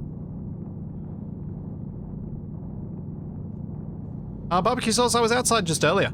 I've been going in and out a lot today because I've been building stuff that's been bridging the in and out. It's kind of annoying. I much prefer being inside in this space. Less oxygen usage.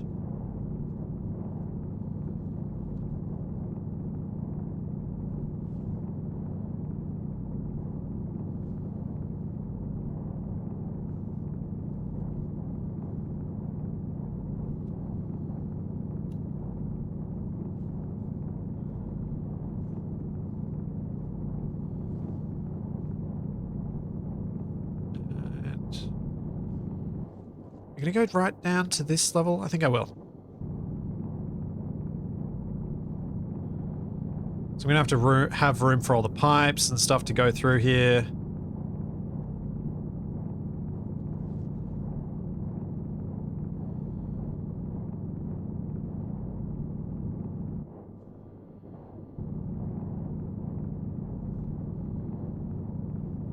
Yeah, I wonder what's gonna come of the terrain rework, Demonworks. whether it's actually going to have an impact on stuff like what you're talking about with not being able to remove these bits of voxel and things, or if it's working, or if they're working on very different goals. I believe a lot of what they're probably trying to do is performance enhancements. And possibly visible distance enhancements. The way that the game doesn't update the lower LODs of stuff. So if you remove a mountain, it's still visible at a big distance, but not when you get up close. I think that's one of the things that they've tried to improve.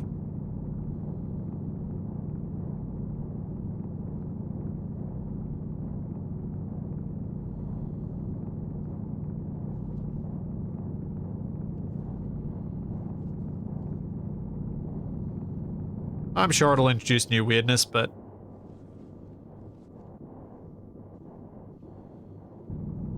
Stationeers is definitely one of those sort of passion projects that I feel like I want to give the devs as much leeway on anything that goes a bit wonky as I possibly can, because this is such a unique experience still. I guess that's why I forgive a lot of stuff in Space Engineers too. Because it is still a unique experience. In a different way. Which is what makes it unique. So, good job on the tautology, me.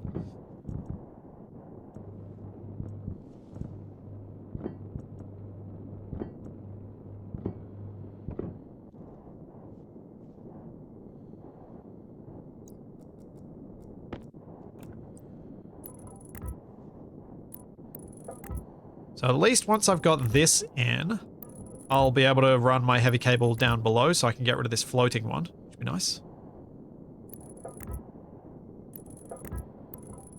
Be a nice little tidying up upgrade.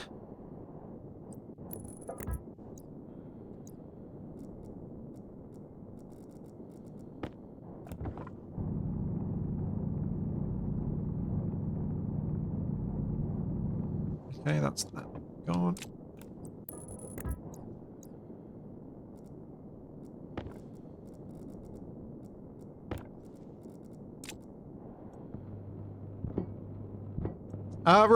No proper blamos, but definitely some mistakes. Definitely made some mistakes today.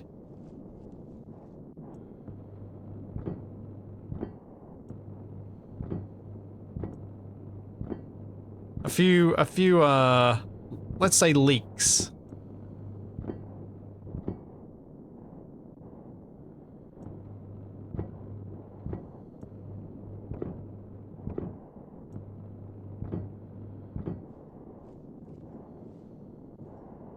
That's looking tidy. Let's get this wall in.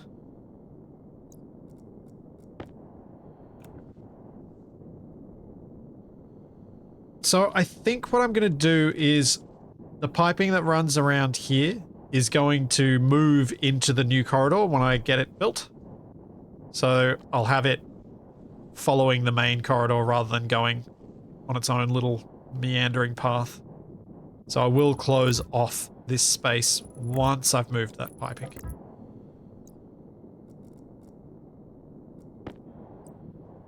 And I'm probably going to have to move this cabling before I weld up any more of these blocks. At least before I weld up the ones that I haven't yet placed.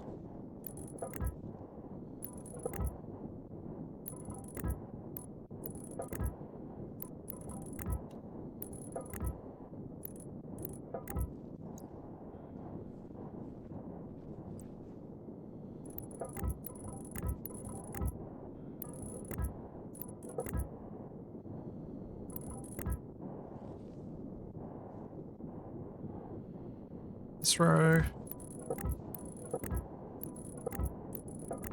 And then I'm almost out of steel frames, so I might need to go find or make some more steel. I think.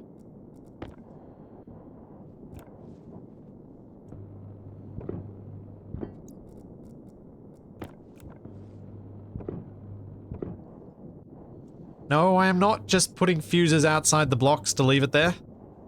No. No, no, no, no, no.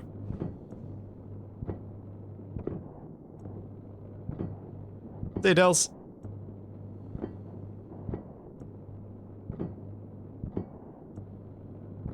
Yeah, leaks are life. I feel like there are plenty of older people who would agree with you on that.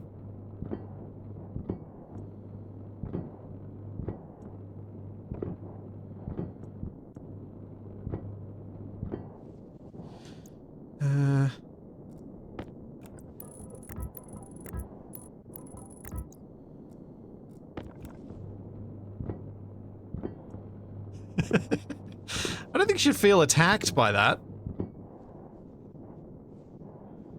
I feel like you should feel heard, understood.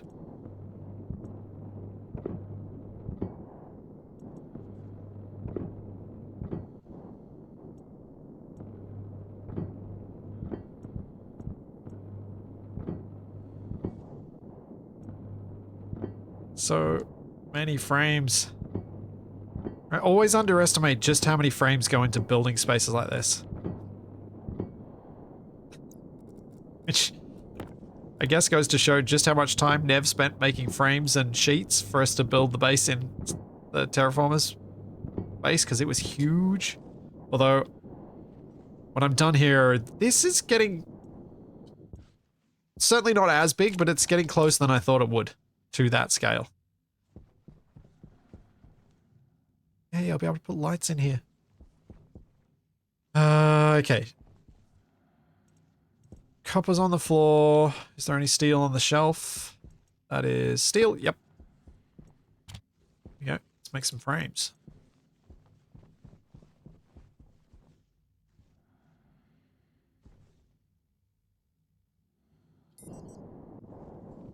Oh yeah. It's like, why is that vent there? It's for the airlock. Do I have any more flat walls around here? While I'm waiting for those frames to be made. Flat wall.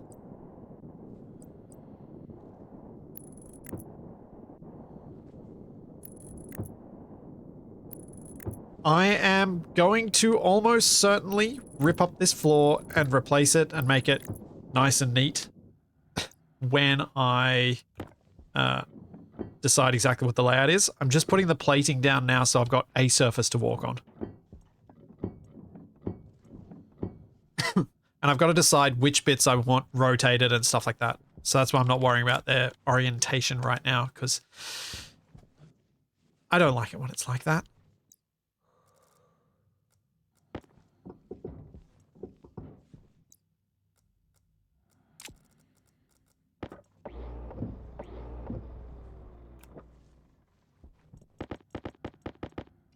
Give me all the frames.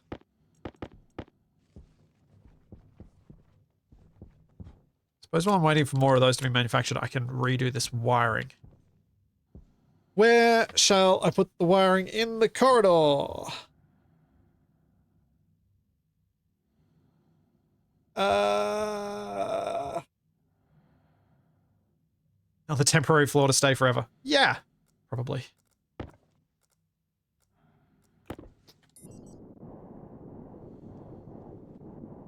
I think I might try and move the pipes to the ceiling of, like, floating in the air so they stay up at this level so I don't have to drop them. Which means maybe the cabling would be best on the floor. Fire on the floor, gases on the ceiling. I feel like it's... gives me a bit more space.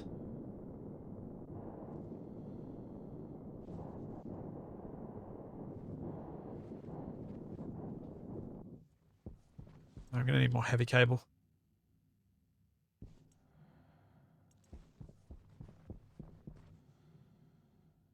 See you, Tufty.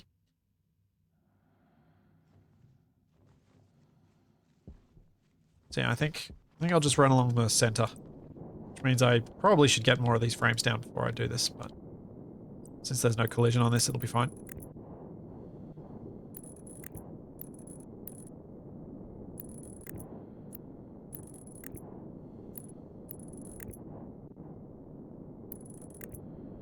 Thing is, I don't know how this is gonna join up to the power network.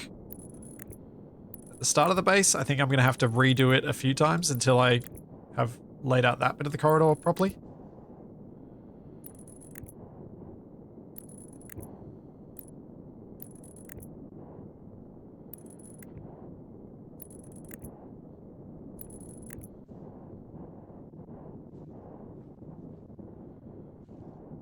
And for now, we go down the center here.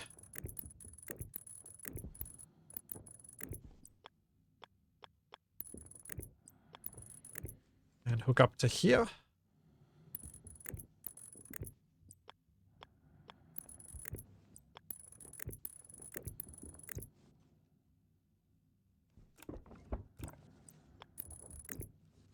And I can see where I need to hook it up at the other end.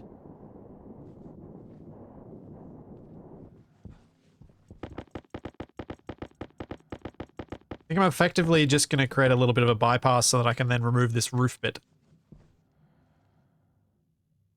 Because I probably, sake of getting this corridor somewhat finished, want to just drop it down straight here for the moment. Leave it floating in the middle of the air so that I know that it's the temporary one. And don't go, oh, I was meaning to leave that there.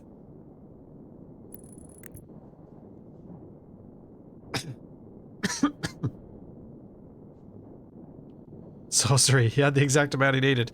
Well, did I? I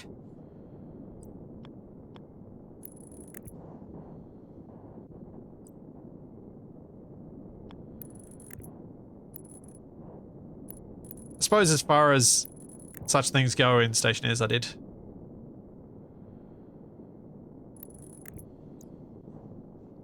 Okay, now I can remove this.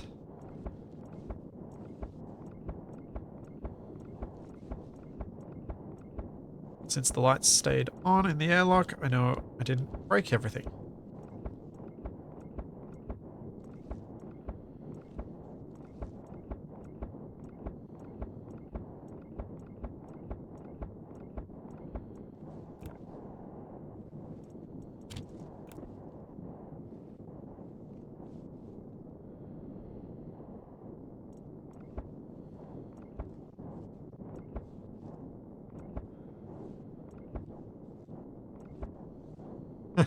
Would be more fun if...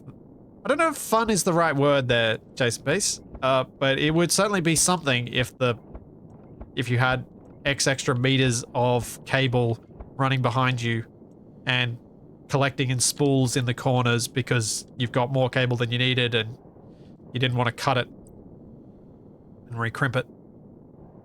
But I'm not sure that would be fun. It'd be a thing. Just not sure we agree on that being fun.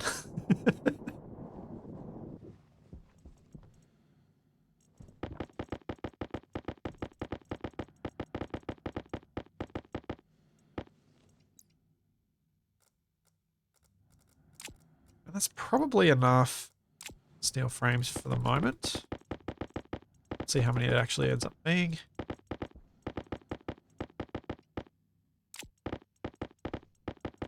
Oh no, I probably do need more. I need some steel sheets to do anything with them. So I'll stop that and get some sheets made now.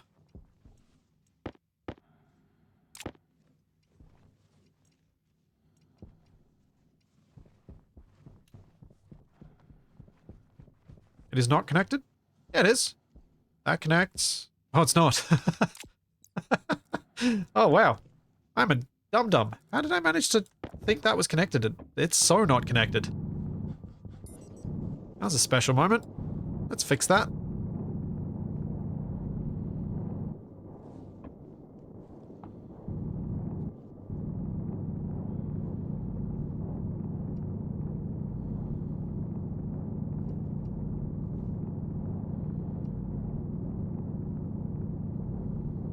Whoopsie.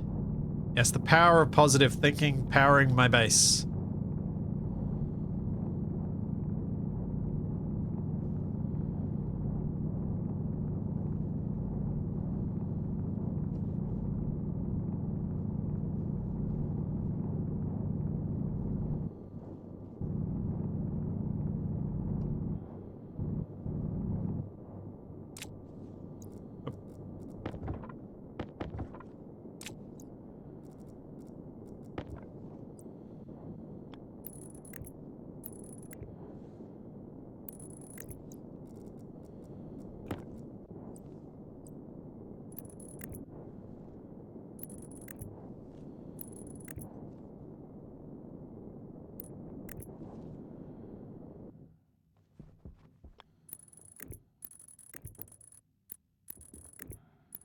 All of the cable.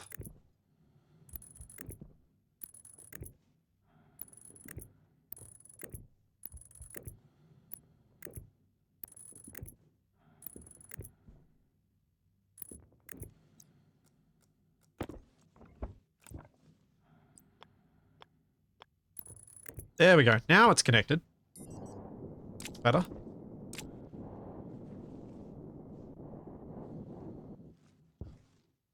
Oh, I missed the floor.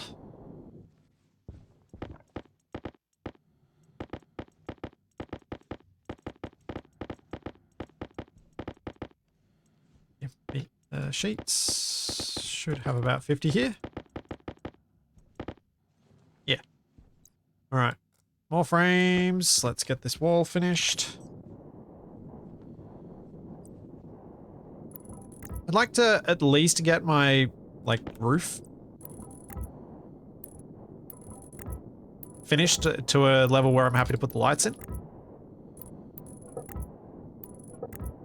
It'd be nice having some lights in this space.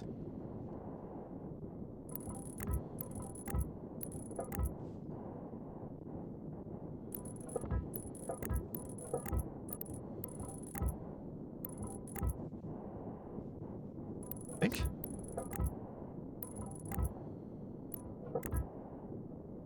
I don't think I need to reset the ACs after power failure, no. I think they're fine.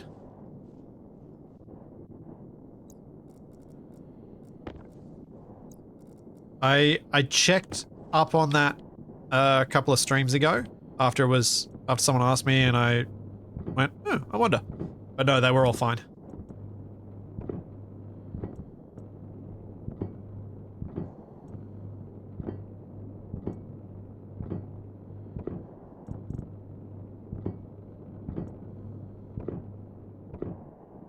Suppose I can check again. It's not much harm to check, and it is a lot of harm for them to not be running.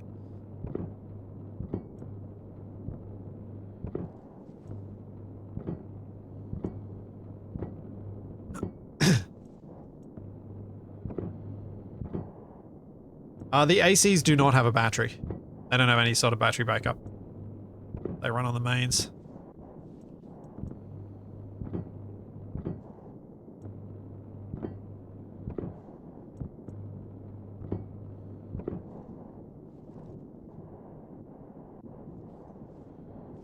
It was weird. As I put these blocks in, it makes the space feel somehow both bigger and smaller. To me. Yep, they're all running.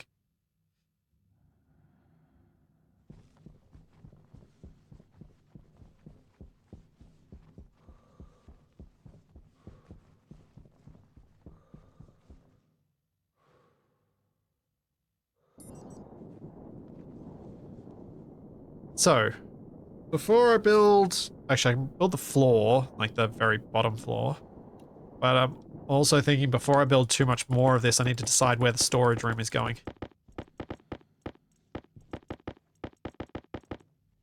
And this isn't going to be silos or anything crazy like that. It's just going to be loads and loads of shelves. So that's the level of storage I think I'm at for needing for an upgrade. It's not floorage anymore, it's actual storage, so that's still a step in the right direction.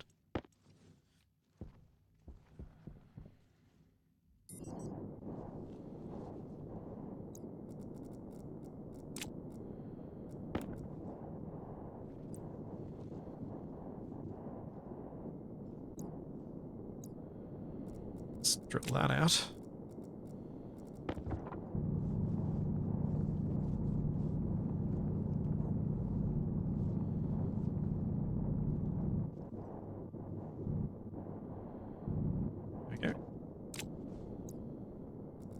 Frames, frames, frames. All of the frames.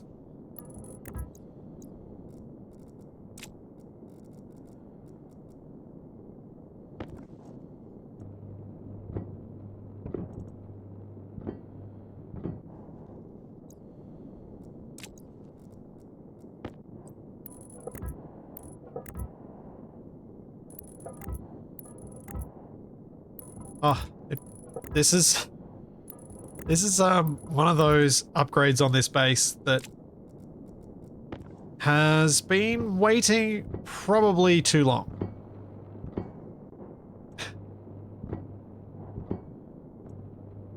Trying to make an actual properly designed and organized entryway and main corridor. I did leave it as not a thing for a very, very, very long time.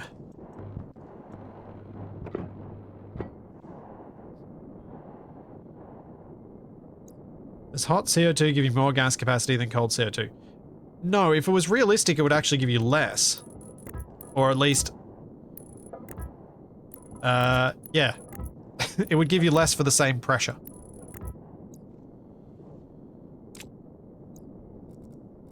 But it doesn't. It's identical. Or is it? Oh, wait, is it? Oh, I don't know anymore.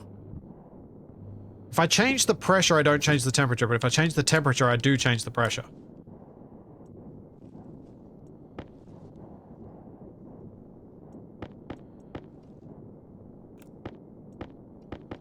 Sort of.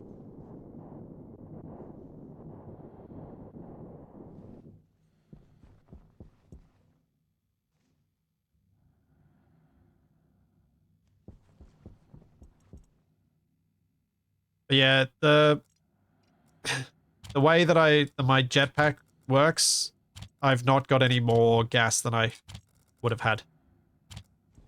It's all the same.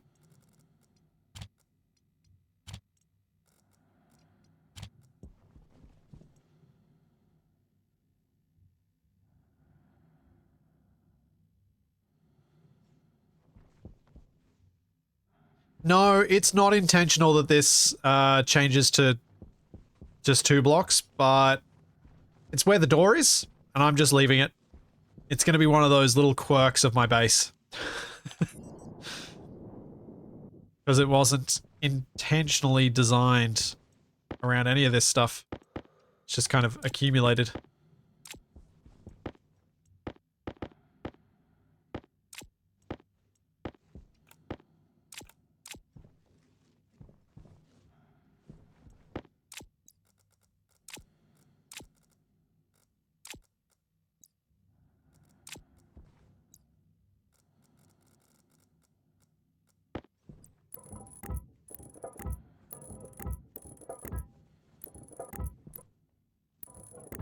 Oh, can you pick up ores with a drill that's off?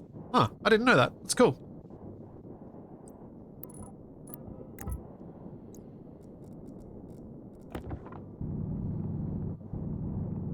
So just ores lying on the ground. It's quite handy.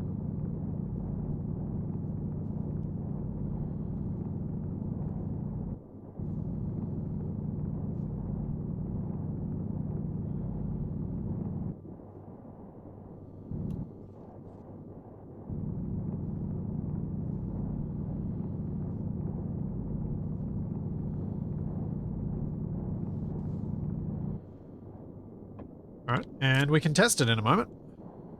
So just drop.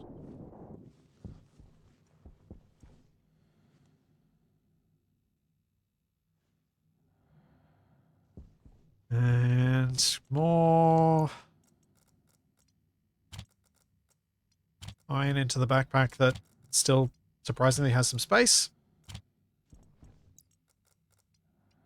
Oh, a couple backpacks run out of space. That one's going to be full real soon.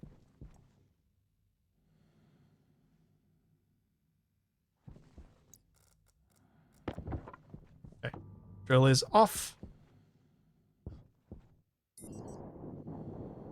Point at ore, and it collects. Cool. That is quite handy. When you made a mess of things.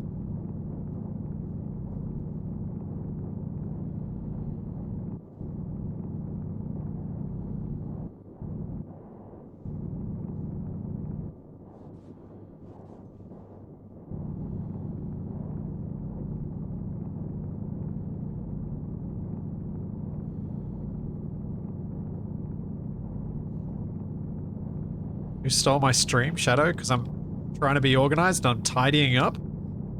Yeah, it's weird. But it's right. It's how things should progress, I guess. As much as anything should do a thing in a game like this. We're just mucking around anyway.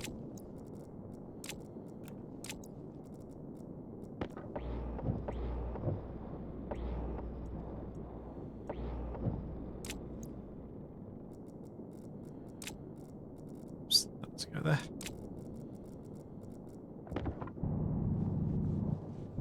Oh yeah. Forward progress. I feel pretty good about the last 2.5 hours. Actually got the furnace thing done, and now I'm getting this corridor to a state where it's going to feel like an actual corridor.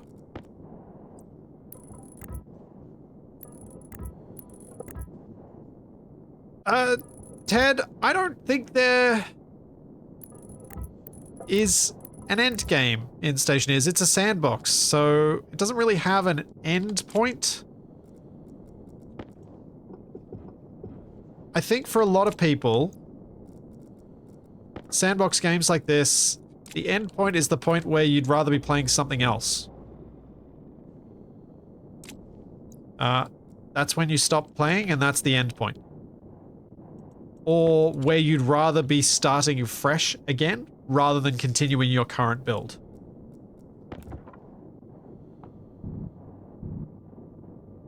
I think in all sandbox games, that's really the best way, kind of the only way you can define done. I mean, actually, there is another point, which is where you break your save. That's where you're done.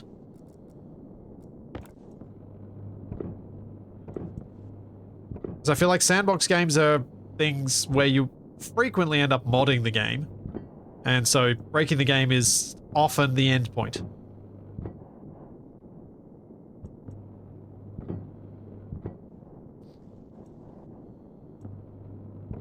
And because there aren't, like, defeating all the challenges is, I've kind of already done that. I can survive forever in my current situation. I don't need to do any more from a pure survival standpoint, but I still want to do more.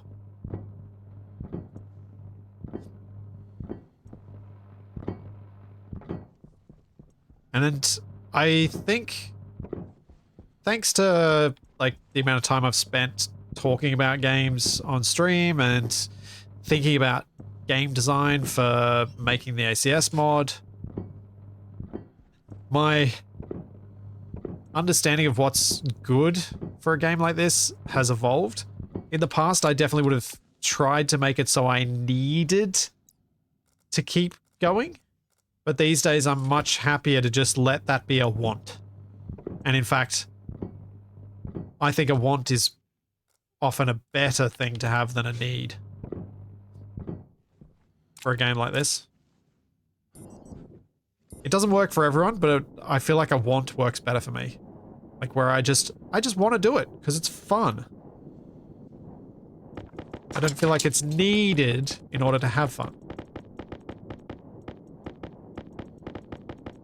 The challenge, I reckon, with a sandbox game is how to make it fun for the player in that transition zone between want and need.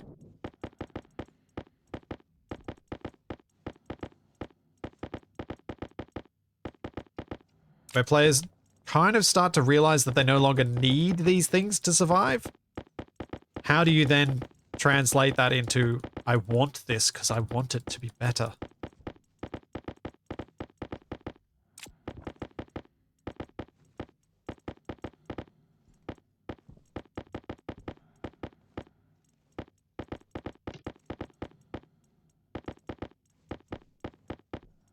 Don't get me wrong. I am obviously someone who very much enjoys the the need phase of a survival game.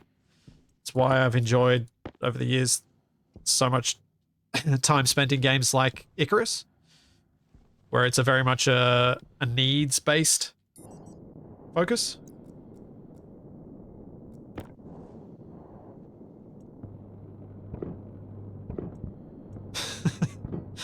Yeah, achievements. Yep, that's how you drive people to want something. Ugh, achievements. Ugh. There are certain games where I feel like they're quite well suited, like EDF and the like, but survival games, it always just feels a bit tacked on and unnecessary.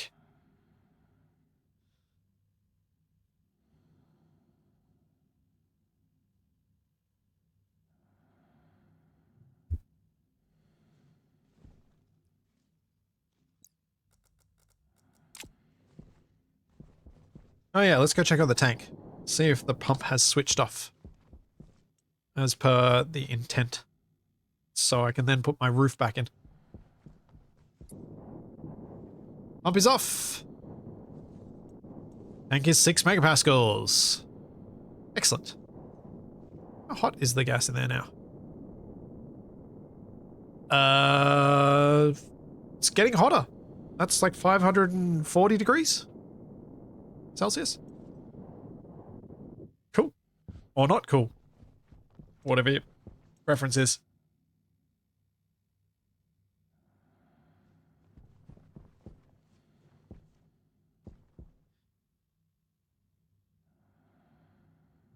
Yeah, Shadow, I think achievements can be done well, but I think they are also frequently a crutch.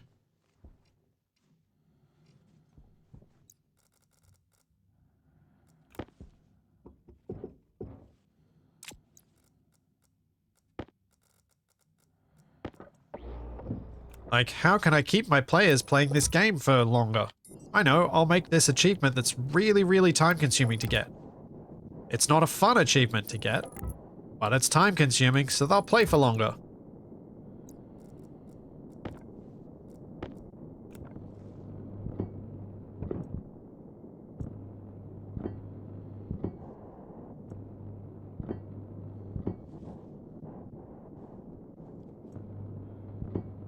See, it does.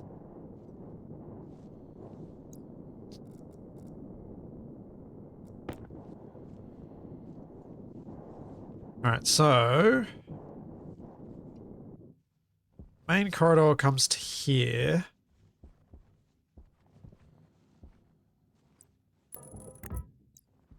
Would sit there and there.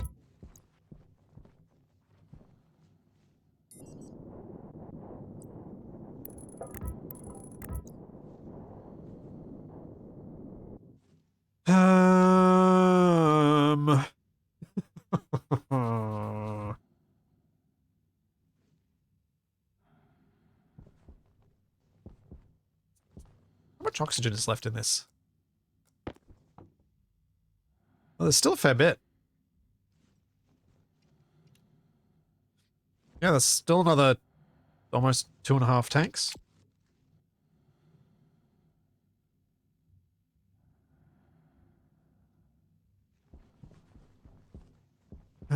Right.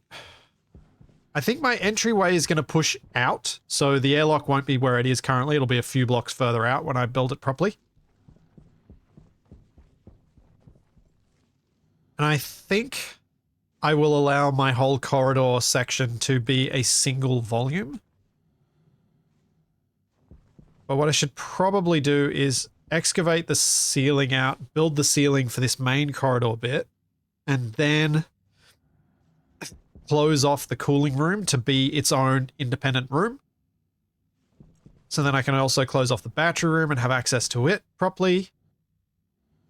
And I think looking at this area in here has to be the storage and production area. I think. Can't think of a better spot to put it.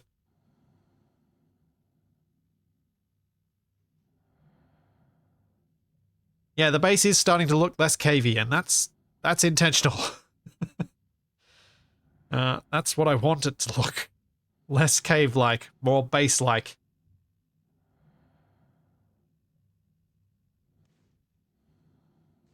I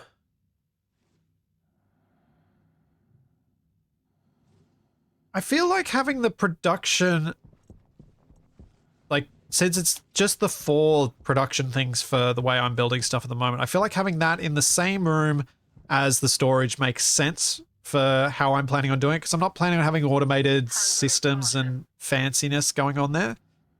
That sort of project is something that I'm shelving until I've done basically anything else that I might want to do.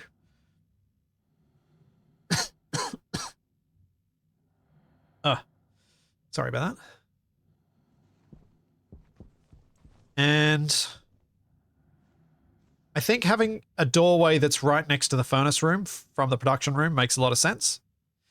Similarly, having one that exits onto the living area, because the living area is going to be possibly above the greenhouse. So I have a reason to have split levels. So I have a reason to go upstairs and things. So I kind of like the idea of having multiple floors rather than building just one sprawling, perfectly flat base.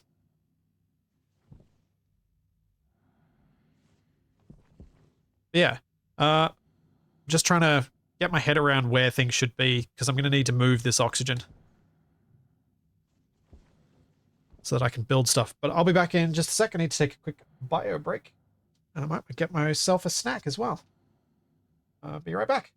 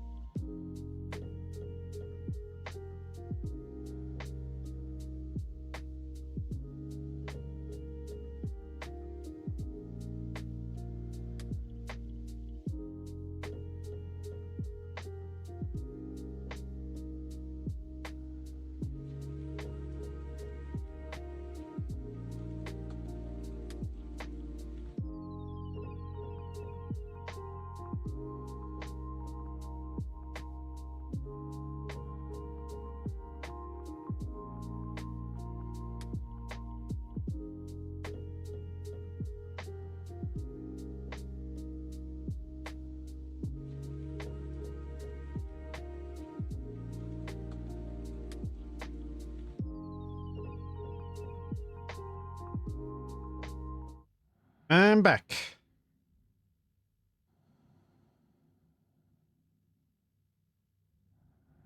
Keep the current break room just for the history. I'm not sure.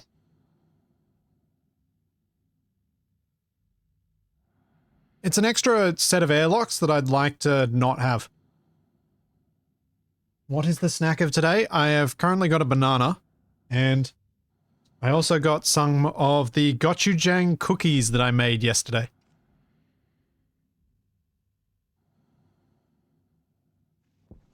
that are a really delicious combination of sweet, salty, and spicy with a bit of umami from the fermented chili paste that is gochujang.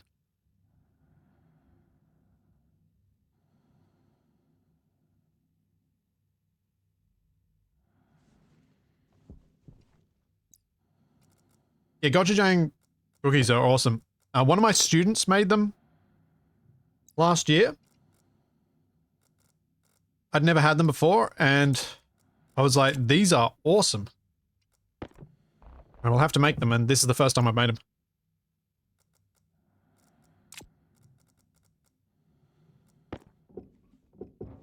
And they are good. Slightly overbaked one batch of them, annoyingly, though.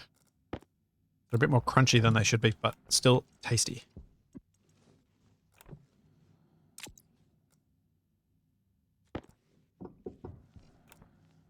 I'm not sure gochujang cookies are really necessarily Korean. They're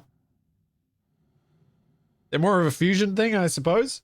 But yeah, using gochujang in that setting is actually really good.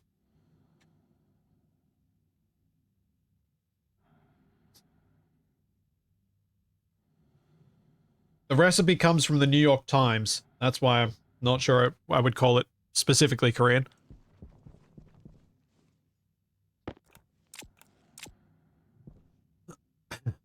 I want bulgogi. Yeah.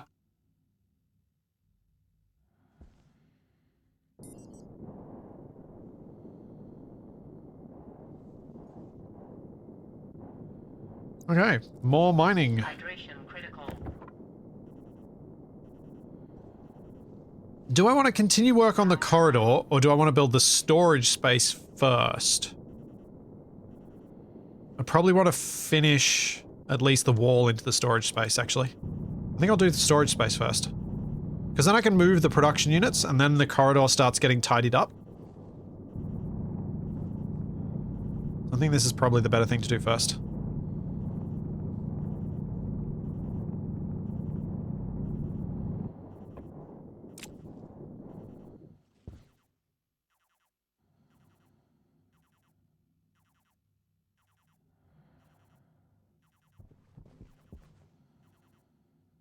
Plus, it means I can then build myself my tool printer, which would be nice.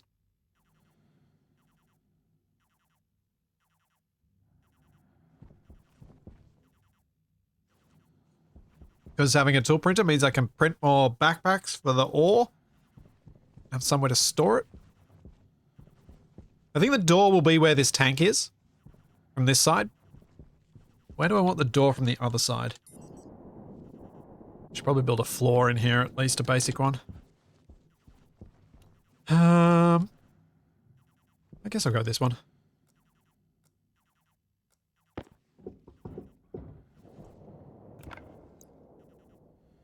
Ow.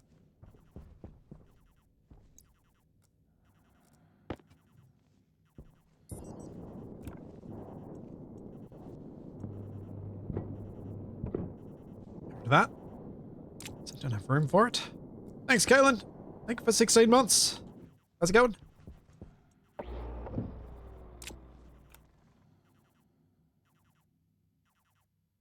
All right, I do have a tool printer. I forgot. Thank you for the reminder, chat.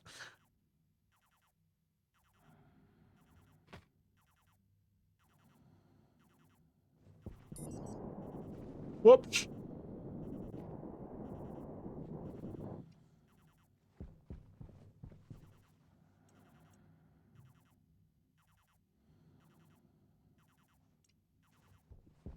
Go collect that iron. Flat wall.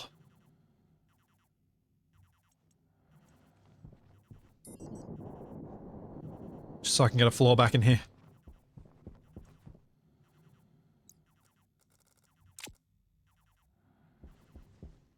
Have I added O2 botafilter to the chilled line in the main thing? I don't think I have. Have I? No. No, I don't think I have.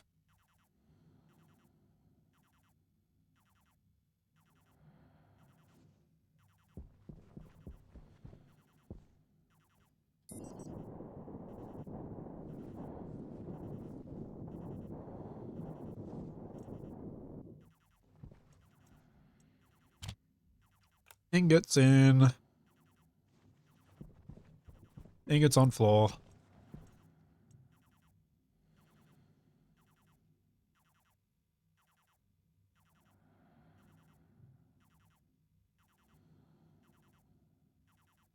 Can I resist the urge to build a recycle/composter room when I move the current storage until after I finish the corridor? Ooh. I don't know. I don't know.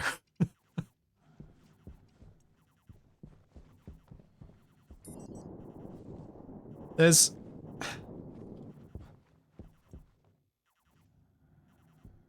Corridor... Maybe the corridor is going to be one of those ongoing projects that I just kind of leave little bits of and I just do gradually more and more of it as we go along rather than trying to finish it all off in one go.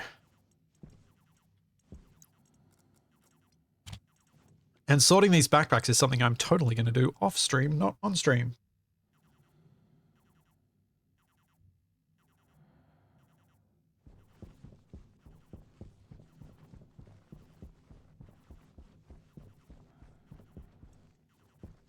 Oh yeah, definitely do not have a bottle filler. I probably should make one of those.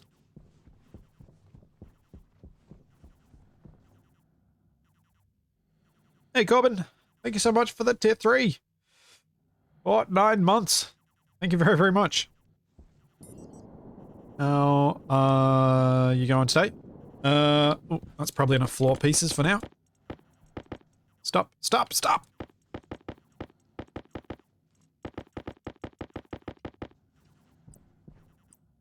Plating, plating. Make it so I can walk around here, because it's kind of annoying having to use my jetpack all the time. Keep looking at these pits and thinking you need a spike traps. I'm the only one in my base! Why do I need a spike trap? Also, what game have you been playing that has spike traps that makes you want that?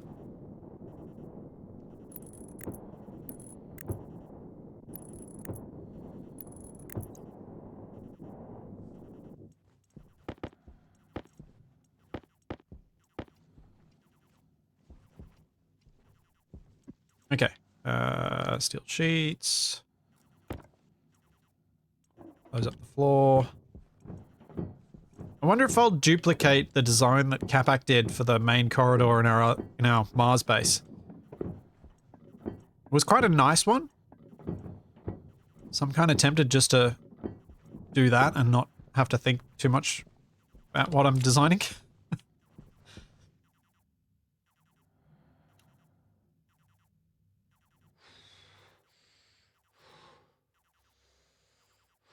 Ah, Dwarf Fortress.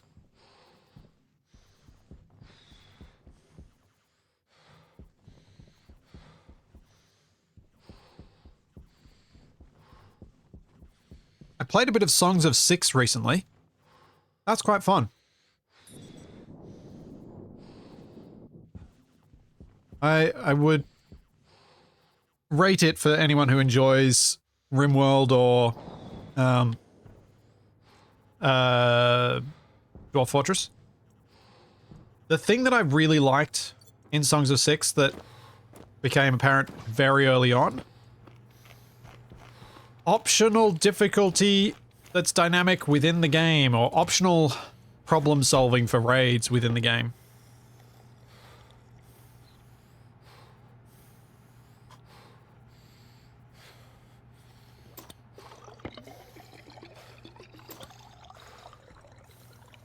In the sense that you can pay them off. Power low. I did not turn off the oven. I probably should do that. Doesn't need to be on.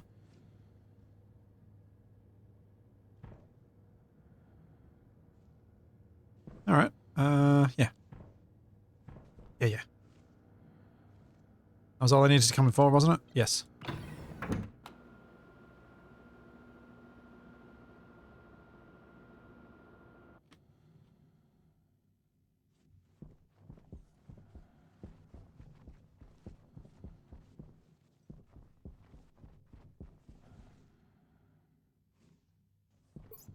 My batteries are okay, I think. I did check them earlier and they were okay. Yeah, they're still looking good.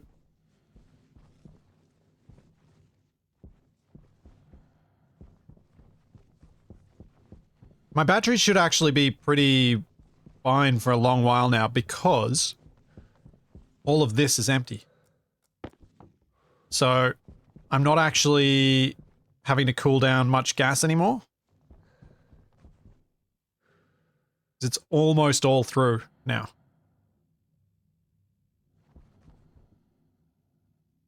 And once that cooling's done, then my cooling unit's not going to draw as much power. Thanks, Series. Thanks for the 100 bits.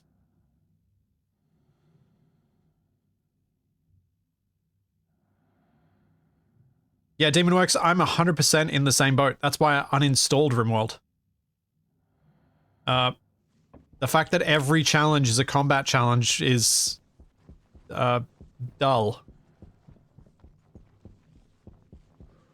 And it's on a set timer. Like there's a definite pattern to it.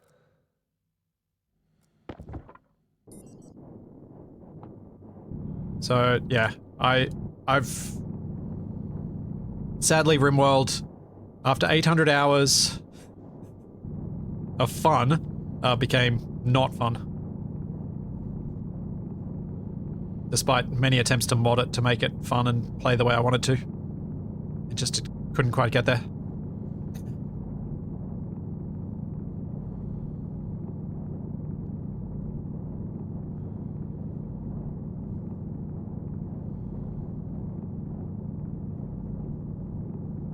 And I pointed out the number of hours I played it, because it took me that long to get to that point. Other people who like the metagaming challenge and actually having to do the metagaming to really get the most out of it can get a whole lot more out of RimWorld than I can. But once you're metagaming, I tend to lose interest. Which is, I think, where I struggle with competitive games. Because competitive games ask you to metagame. So that you can be competitive.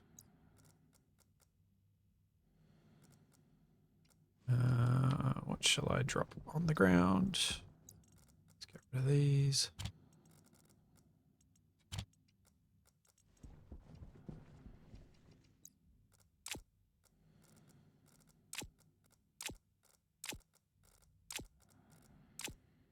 I like to let myself get lost in a game. And for that, I need to not think of it as a game and think of it as some weird distorted version of reality. Much like, I think what I like to get out of games is that same loss of sense of time and connection to the real world that I can get out of a book, a really good book.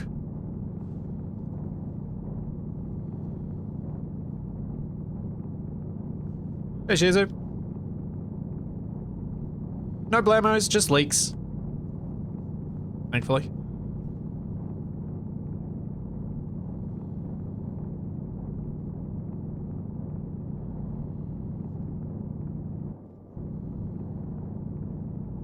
Yeah, I would agree. For the way I like to enjoy a game, the things that Tynan has done to try and manage the metagamers has made the game less fun for me.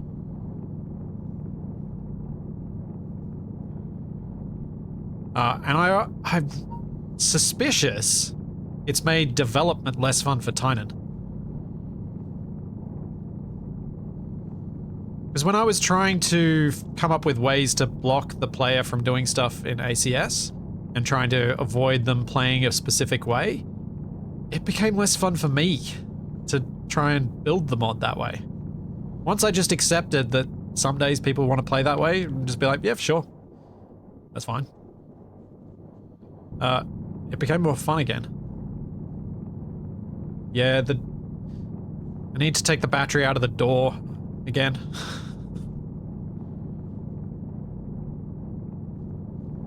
As the wind is moving it occasionally. Did I get that deep with Eve Online? Eve was a different beast. Eve wasn't I was metagaming so much as the game is a metagame. Because I was running like my own independent corporation to manage my trading empire.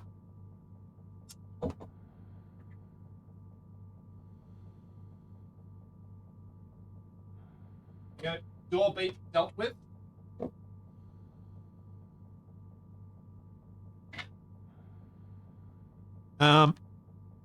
It's different. But also, Eve was one of those learning experiences for me as a gamer where I realized that just because you feel a need to do something doesn't mean you want to do something.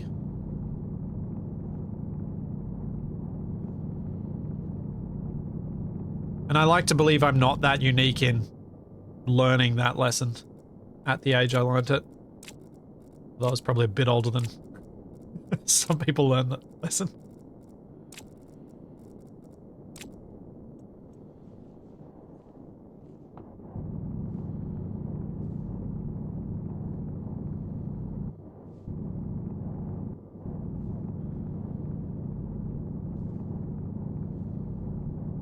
But yeah.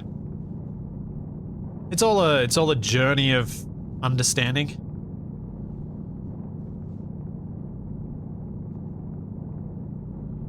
I like puzzling through this stuff and trying to see what things in game design are good, what things are possibly more manipulative than fun.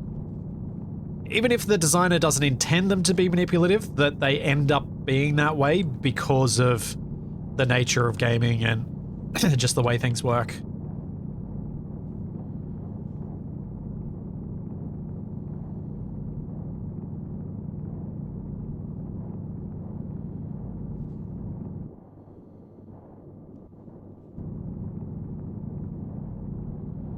And so my description of where I lose my sense of time and I lose that connection to my real world. I know some people get that in different ways, obviously. Like there are people like talking with Shadow, for her, getting to optimize something is, depending on the game, a point where you feel that disconnection. And you enjoy it. And then there are other games that you think you should enjoy, and they've done it in a way that actually makes you hate the game and everything that it's associated with. Which I say in those terms because people are talking about Satisfactory in chat, and Shadow has burnt out on that game hard.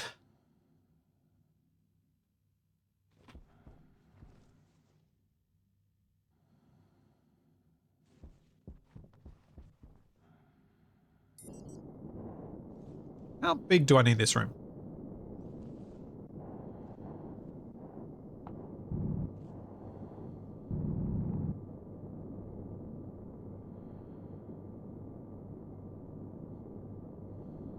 I love to put it like putting together a puzzle, but you get to make the puzzle pieces. I just like to make the puzzle pieces fit neatly. Yep. I can see that.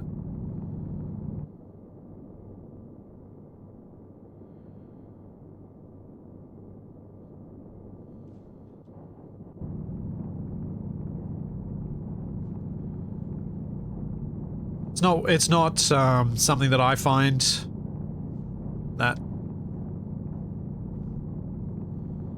thrilling to do sometimes. I need the game to convince me that I'm doing something else while I'm doing that, and that I don't realize, and then all of a sudden I've optimized something to the nth degree in service of something else.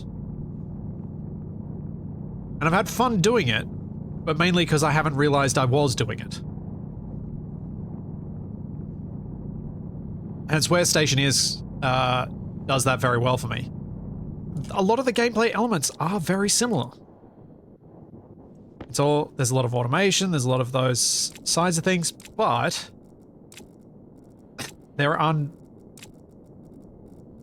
so many different ways you can solve each problem. And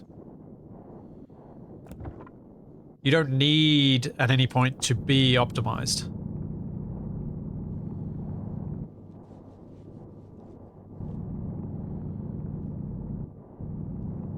And it kind of hides a lot of the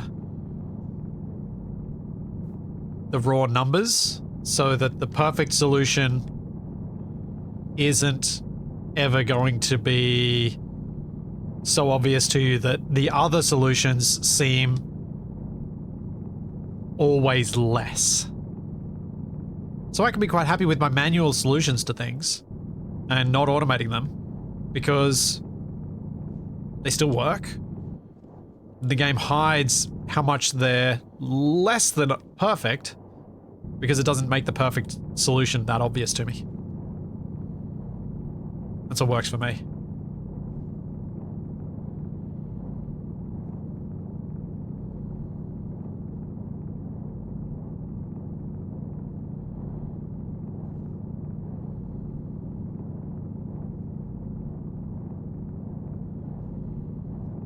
Shizu, are you talking about the Larry? The linear articulated rail entity? Probably are, if you're talking about a grabby thing. And yeah, it's out. I haven't built any of them yet, but that is on the cards eventually. Figured storage room before I go and try and make water. Because that's something I do want to do. I want to be able to make water.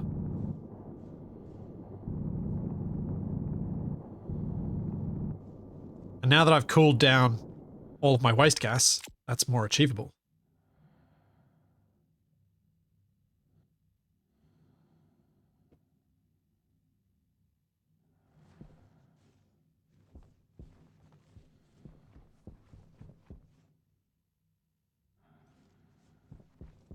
Now I should have made... Almost. Okay. I'm going to dig through here so that I can close off this room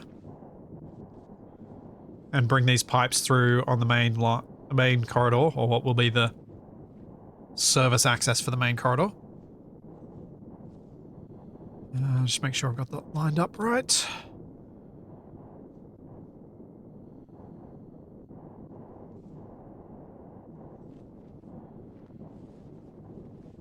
I want to, for the moment, source volatiles from my rotting plants.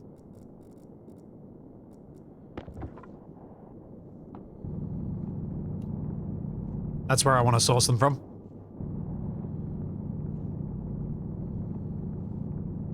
Because I think that'll be a fun exercise in building that system out and then dealing with all that waste heat from the processes involved.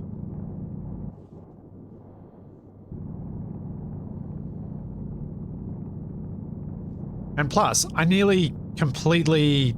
Well, I did kill my save. I just slightly cheated to make it continue to be playable. With my last experiment in water, so I think it'll be fun to try and not fail at that.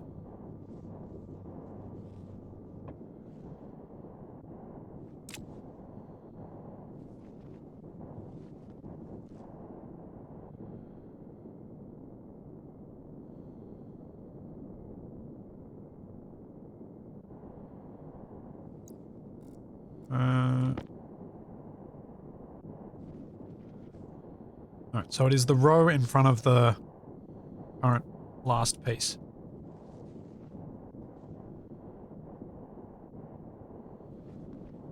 This is my central line down the middle of my base. Which conveniently does align with the current pipes. That's good.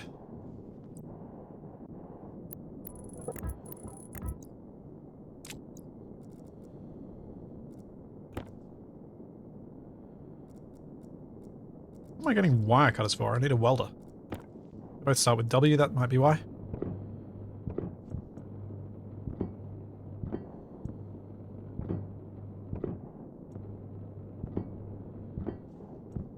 Yeah, I'd like the electronics printer and the pipe bender to be able to make an auto lathe.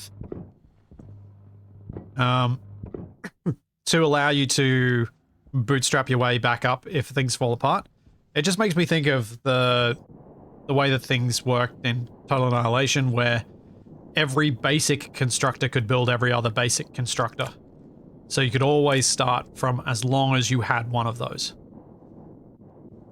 I can see why some people disagree with me on that, and I understand why some people are like, well, you should just have made a backup. That's your problem, and you could do that. But then, how does it hurt the game if you can do that? If you can make an auto lathe from any of them?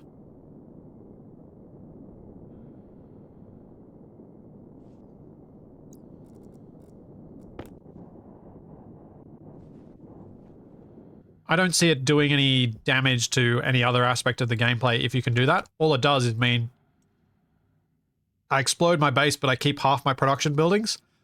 I'm going to keep playing that save that's got now this really interesting story to it, rather than starting afresh or rolling back.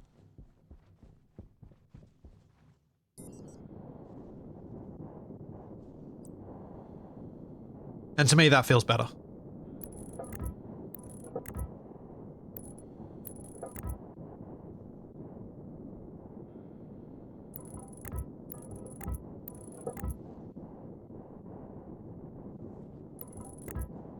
I think I think in the past I would have agreed with the argument, oh, but that's not part, that makes it easier, so it goes against the philosophy of the game. And I'm like, these days I'm like, does it though? Does it really? Is that really difficulty, or is that just punishment?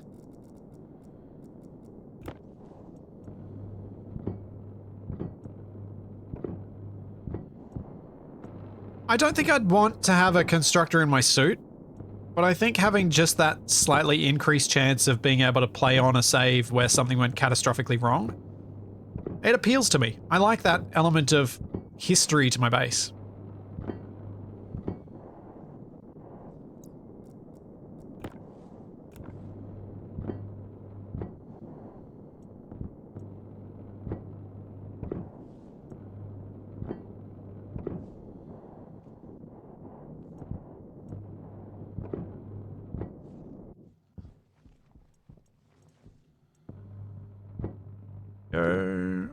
I need...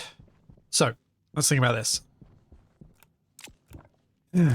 How much space do I really need? Because I shouldn't be trying to store up too much stuff.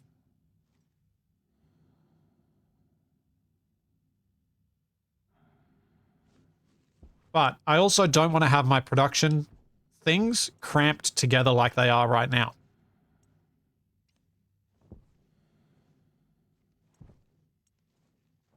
So I think each one of them needs 2 blocks. So it'd be probably 1, 2, 3, 4. Oh, that's annoying. There's only 5 blocks space there. Because I'm not counting this one. Although the door was meant to be here, so I could count this one actually. So I've got 6, which means I can get my main ones in there, and then I can put my tool printer down the end against that wall.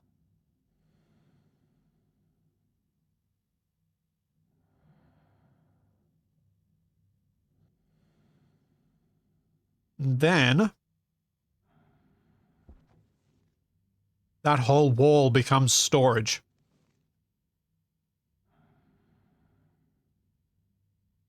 Hmm.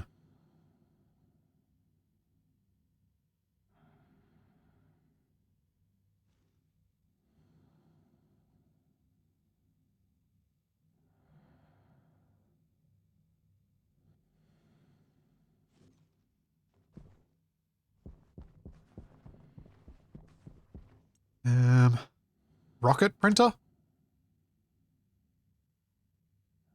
Is that a separate printer?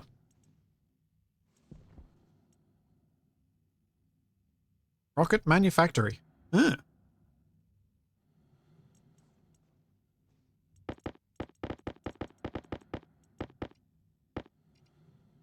I have not remotely looked into rockets. They feel out of reach.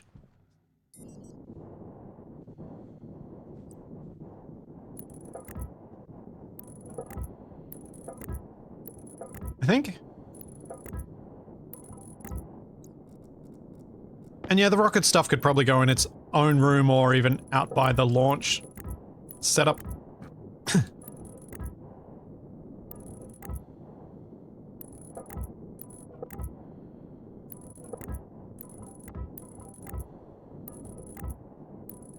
I think. But if I leave, I suppose if I leave another 2-block space so that I can fit them in as well, then I've at least got the option. Or similarly, actually, no, I should have 2 auto lathes and probably 2 electro printers. 1 electro printer just for printing cables and 1 auto lathe just for printing sheets and things.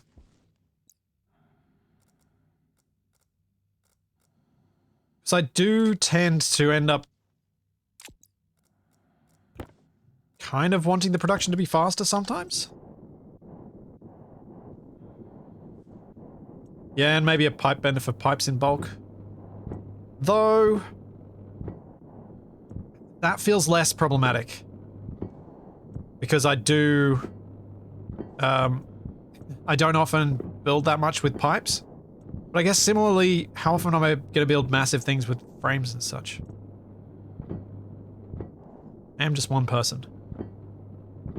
How much do I need to have multiple printers?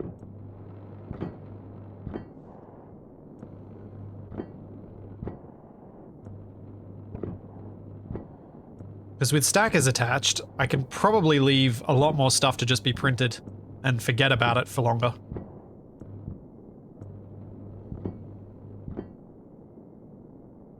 Hey Tex, building's going well.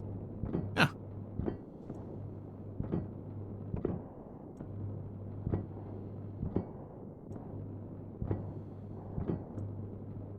As to when Archean, it'll be when Wasted stops playing EDF with Shaq, as that's what he's up to right now. He'll come and drop in chat, and we'll switch over at that point. Until then, I'm going to keep working on this.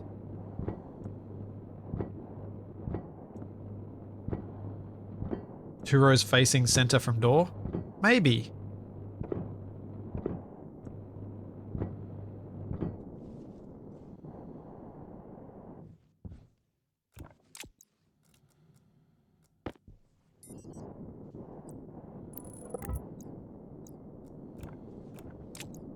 Let's just finish that corner so I don't forget that it's not done.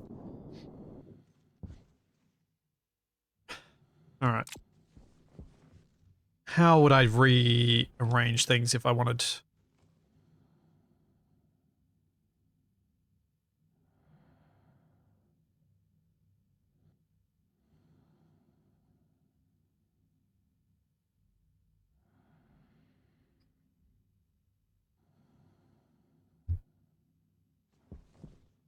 I think maybe...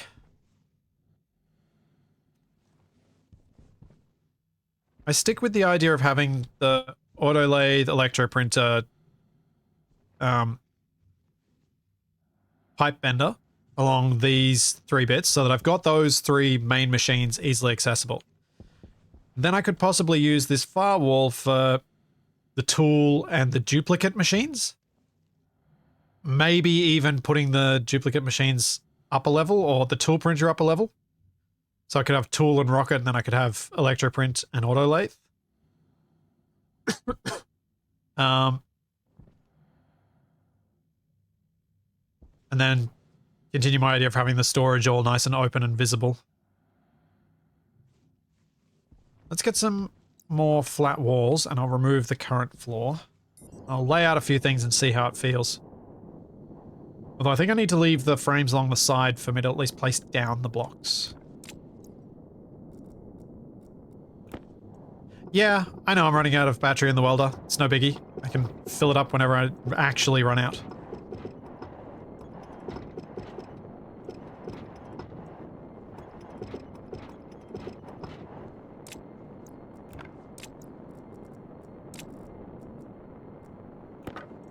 Thanks, Dartooth. Thank you for the Prime sub.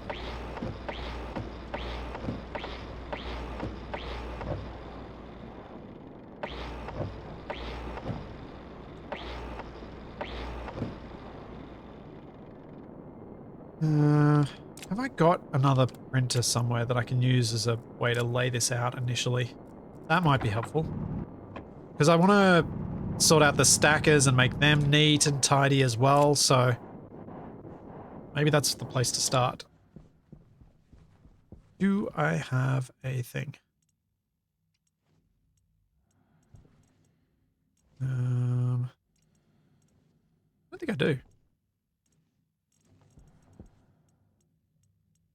No. Alright. Let's start with an auto lathe then. Where's that iron?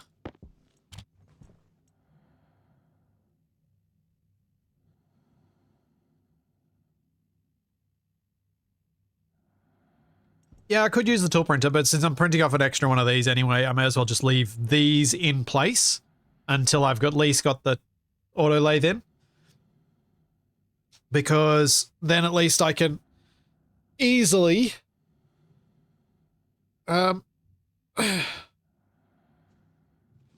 make sure the power and everything is connected properly. Yes, there are chickens. They even have lungs now, and they're not even human lungs.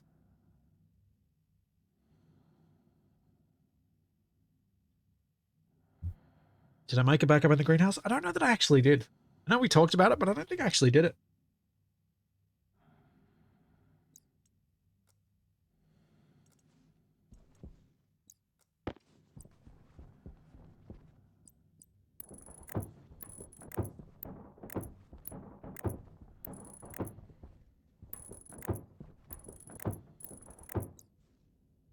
I think I left other things and just was like, it'll be fine.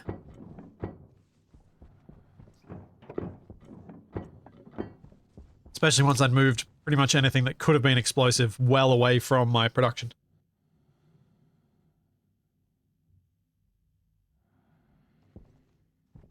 Chickens used to be game ending. They're not anymore. You can get rid of them now. I believe. And thanks, YOLO Puck. Thank you for the Prime sub as well. And Ecomod, thank you for the 17 months.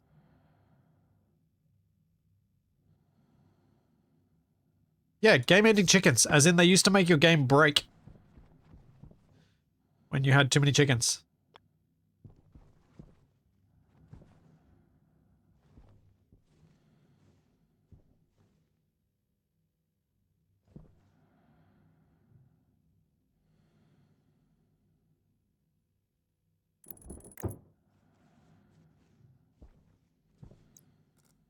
What does this want?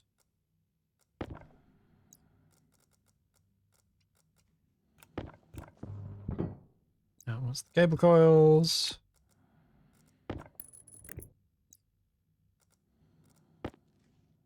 No.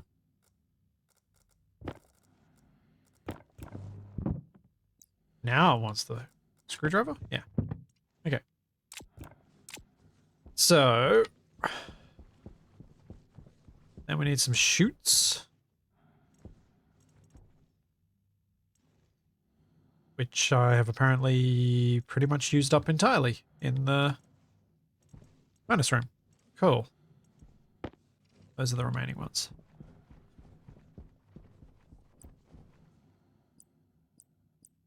Waste tank caution. So I think I'll just go with the regular inlet. But I might make it at ground height. So it's a bit easier to put stuff in.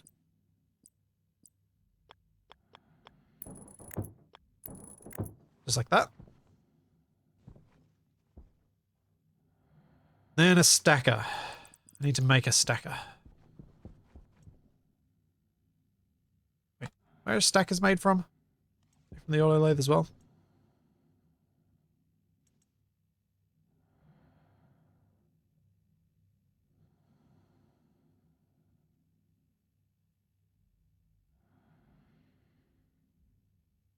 I don't like the vertical stacked printer thing. It's a look that just feels janky to me. Yeah, I don't like it.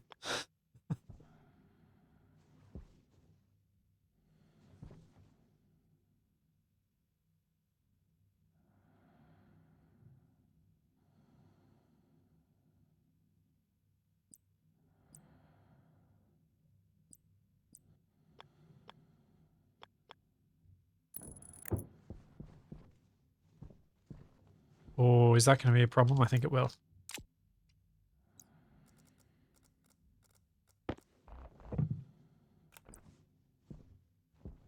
Sort of wants to be there, but I think I'll just have to go back to the other variant.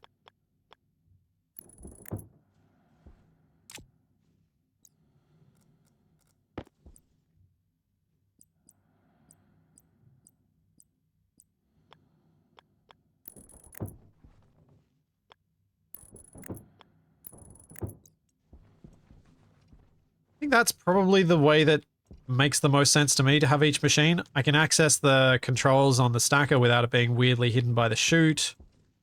Yeah. Fits neatly within a 2-block space.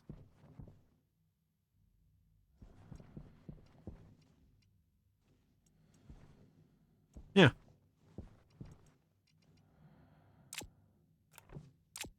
I think that's my tidiest sort of way of doing this.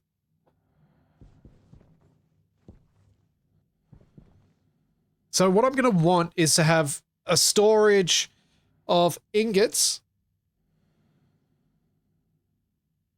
potentially, that's easily accessible, although maybe I should just be making ingots when I need them and putting them straight in the machine that needs them, rather than going for making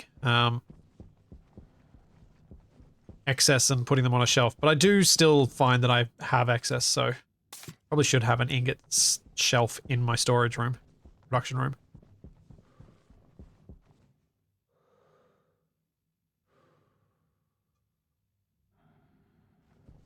No, there's enough room to run the cable here in the space between this and the next block, so this layout will work just fine.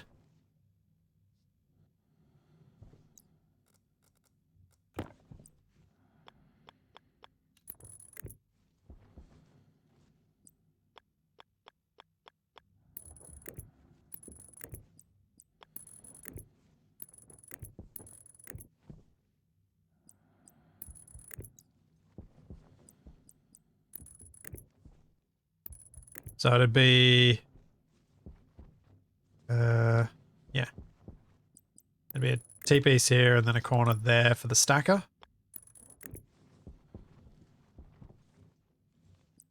Then it'd continue. It's 2, then a T-piece. T-piece. Like that.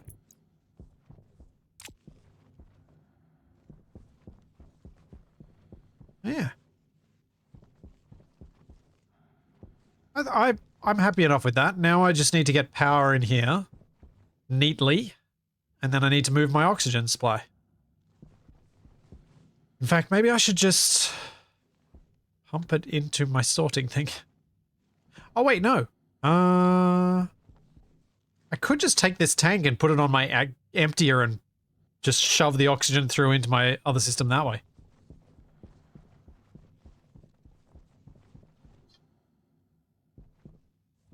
I know it's going to utilize my filters a bit more, but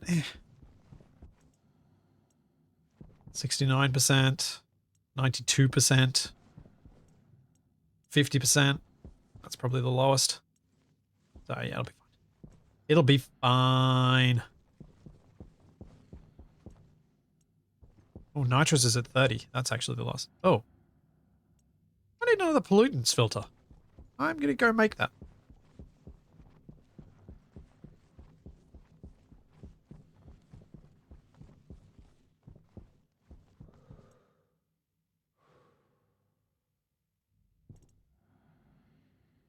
Let's get one of those, shall we?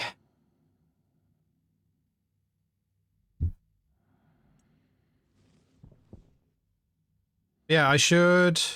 Yep. I think I have a pressure regulator around here. So I should be able to make myself a little oxygen filler spot here properly. Yep. Where would I put it? I guess on the wall here makes sense.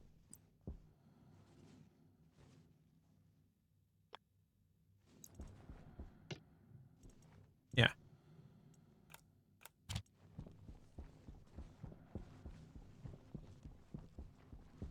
I could... I am surprised that no game has given us the option to paint lines on floors to join different rooms together. If we could have the cables slightly through the floor rather than always fully hidden under the floor, Stationeers would let you do that because you just have different colored cables doing the lines. But I'm surprised that no game has that I've played has had that as an option. All right, I should throw this through too. I was in the process of doing that last week. 2 weeks ago. Windows for floors without that? True. They would.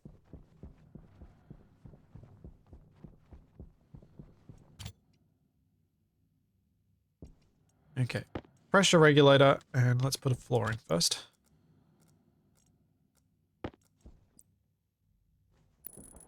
Is that the correct way round? No. No, it is not. That is.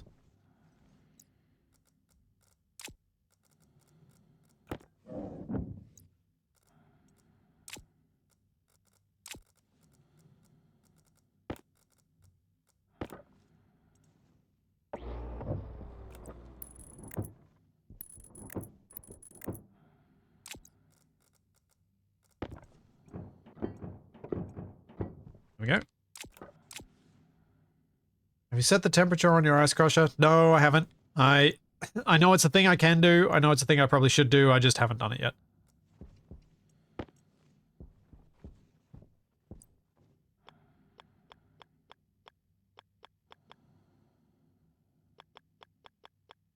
Oh, man.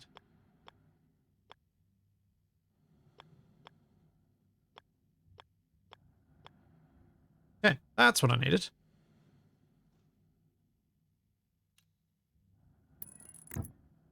Pressure regulator in white. I need some white pipes.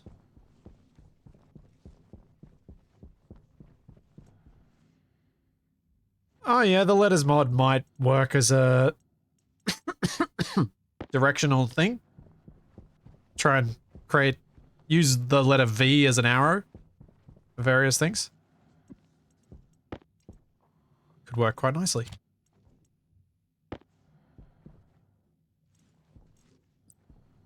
I don't think there's collisions on the letters, so it probably wouldn't create a bumpy walk. Probably.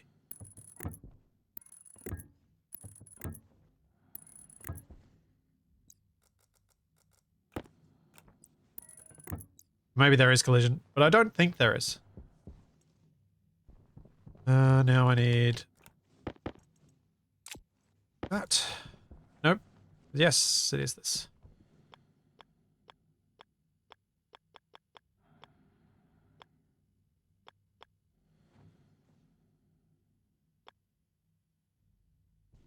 Oh, that's a bit annoying.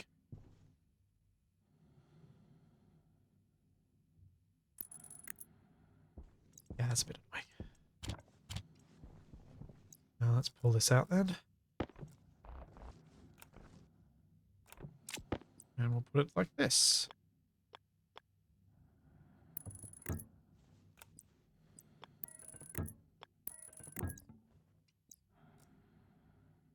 Then I will just put it straight onto the heavy cable.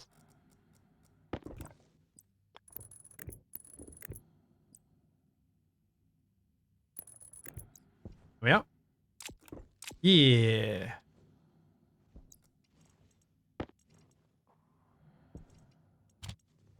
So this now needs to be set to... I've been going 15 kPa, but I can go higher than that. let's go 16,500.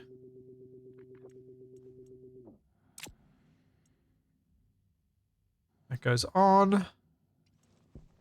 Go grab my oxygen bottle from the other side. See you, Fox.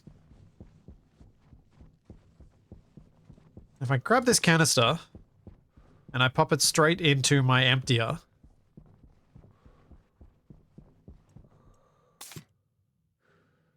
that'll empty out and I can shuffle my oxygen across without having to build anything. Which is lazy, but arguably effective.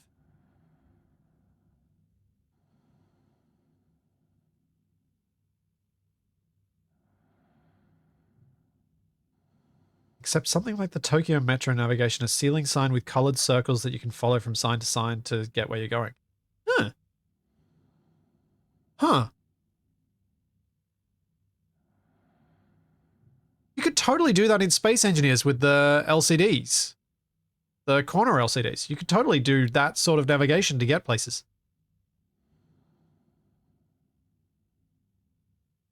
Interesting. Never thought of doing that. It's quite clever. I don't actually need this to fully empty. Hunger caution. So, I think this will only take a few trips to empty this out.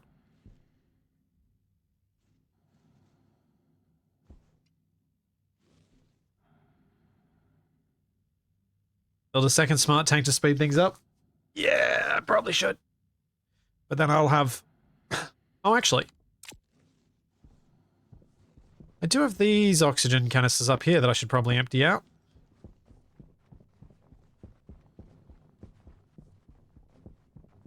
Or put in a safe place. Maybe I put them in a safe place. They were meant to be my safety oxygen. Yeah, got quite a few of them. Do I build another smart canister? Do I need another smart canister?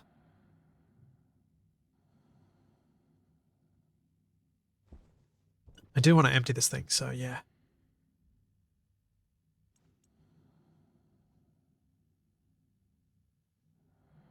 In fact, I could then get rid of these canisters and just have a safety O2 smart canister.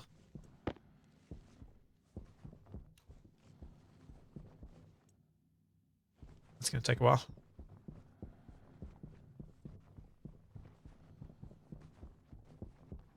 If I eventually get to the point of having my own custom airlocks that I've made big enough that I can fit a little storage locker in each one, then I might put a safety O2 canister in each if I feel that's beneficial. But honestly, by the time you get to that point, it's pretty unlikely that something's going to go catastrophically wrong in that way. Right?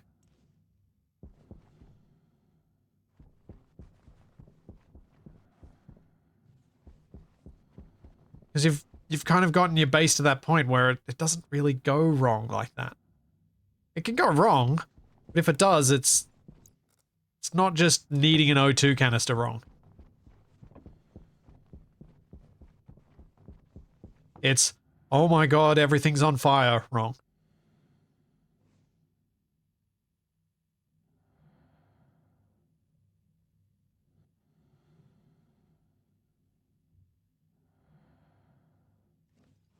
At which point you're like, well... was the safety canister going to make any difference?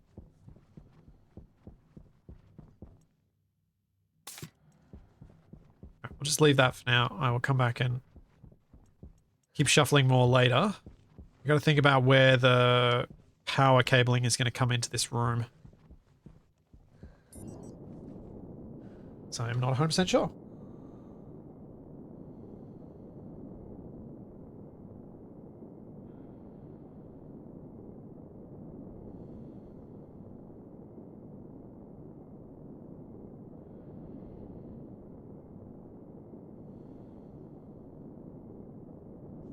I think I could possibly bring it in via this side. Or I can try and run the main trunk and bring it in on this side. Either one. Doesn't actually matter. I'll bring it on over here.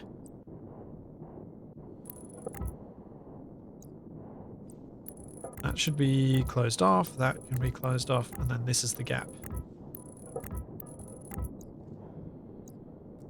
For a doorway.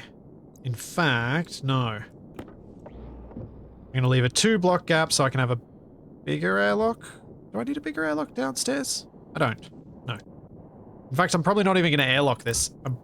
I'll build doors to make it class as a separate room, but I'm not actually going to airlock it.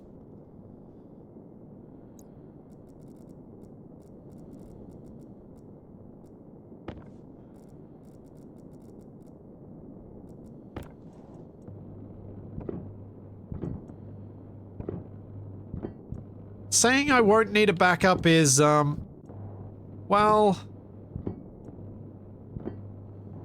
it's kind of that thing of how much do I need a backup? What is a backup really going to add versus what does a backup take away? And there are plenty of situations where a backup... Oh, speaking of backups, I'd not actually thought to repair my floors before. Anyway, particularly in a game, a backup takes away from doing other new things, and instead you're spending time duplicating something you've already done. And that can take away from the fun. So making a backup can be like, I don't wanna.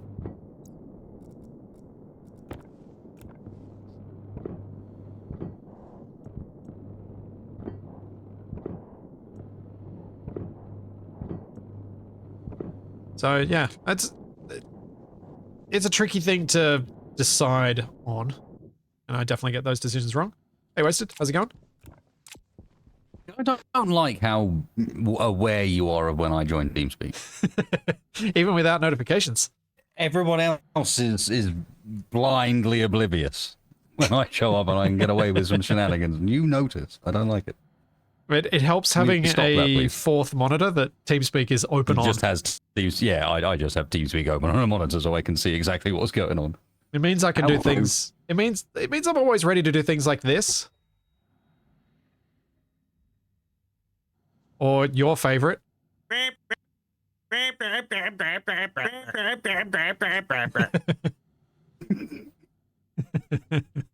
What the?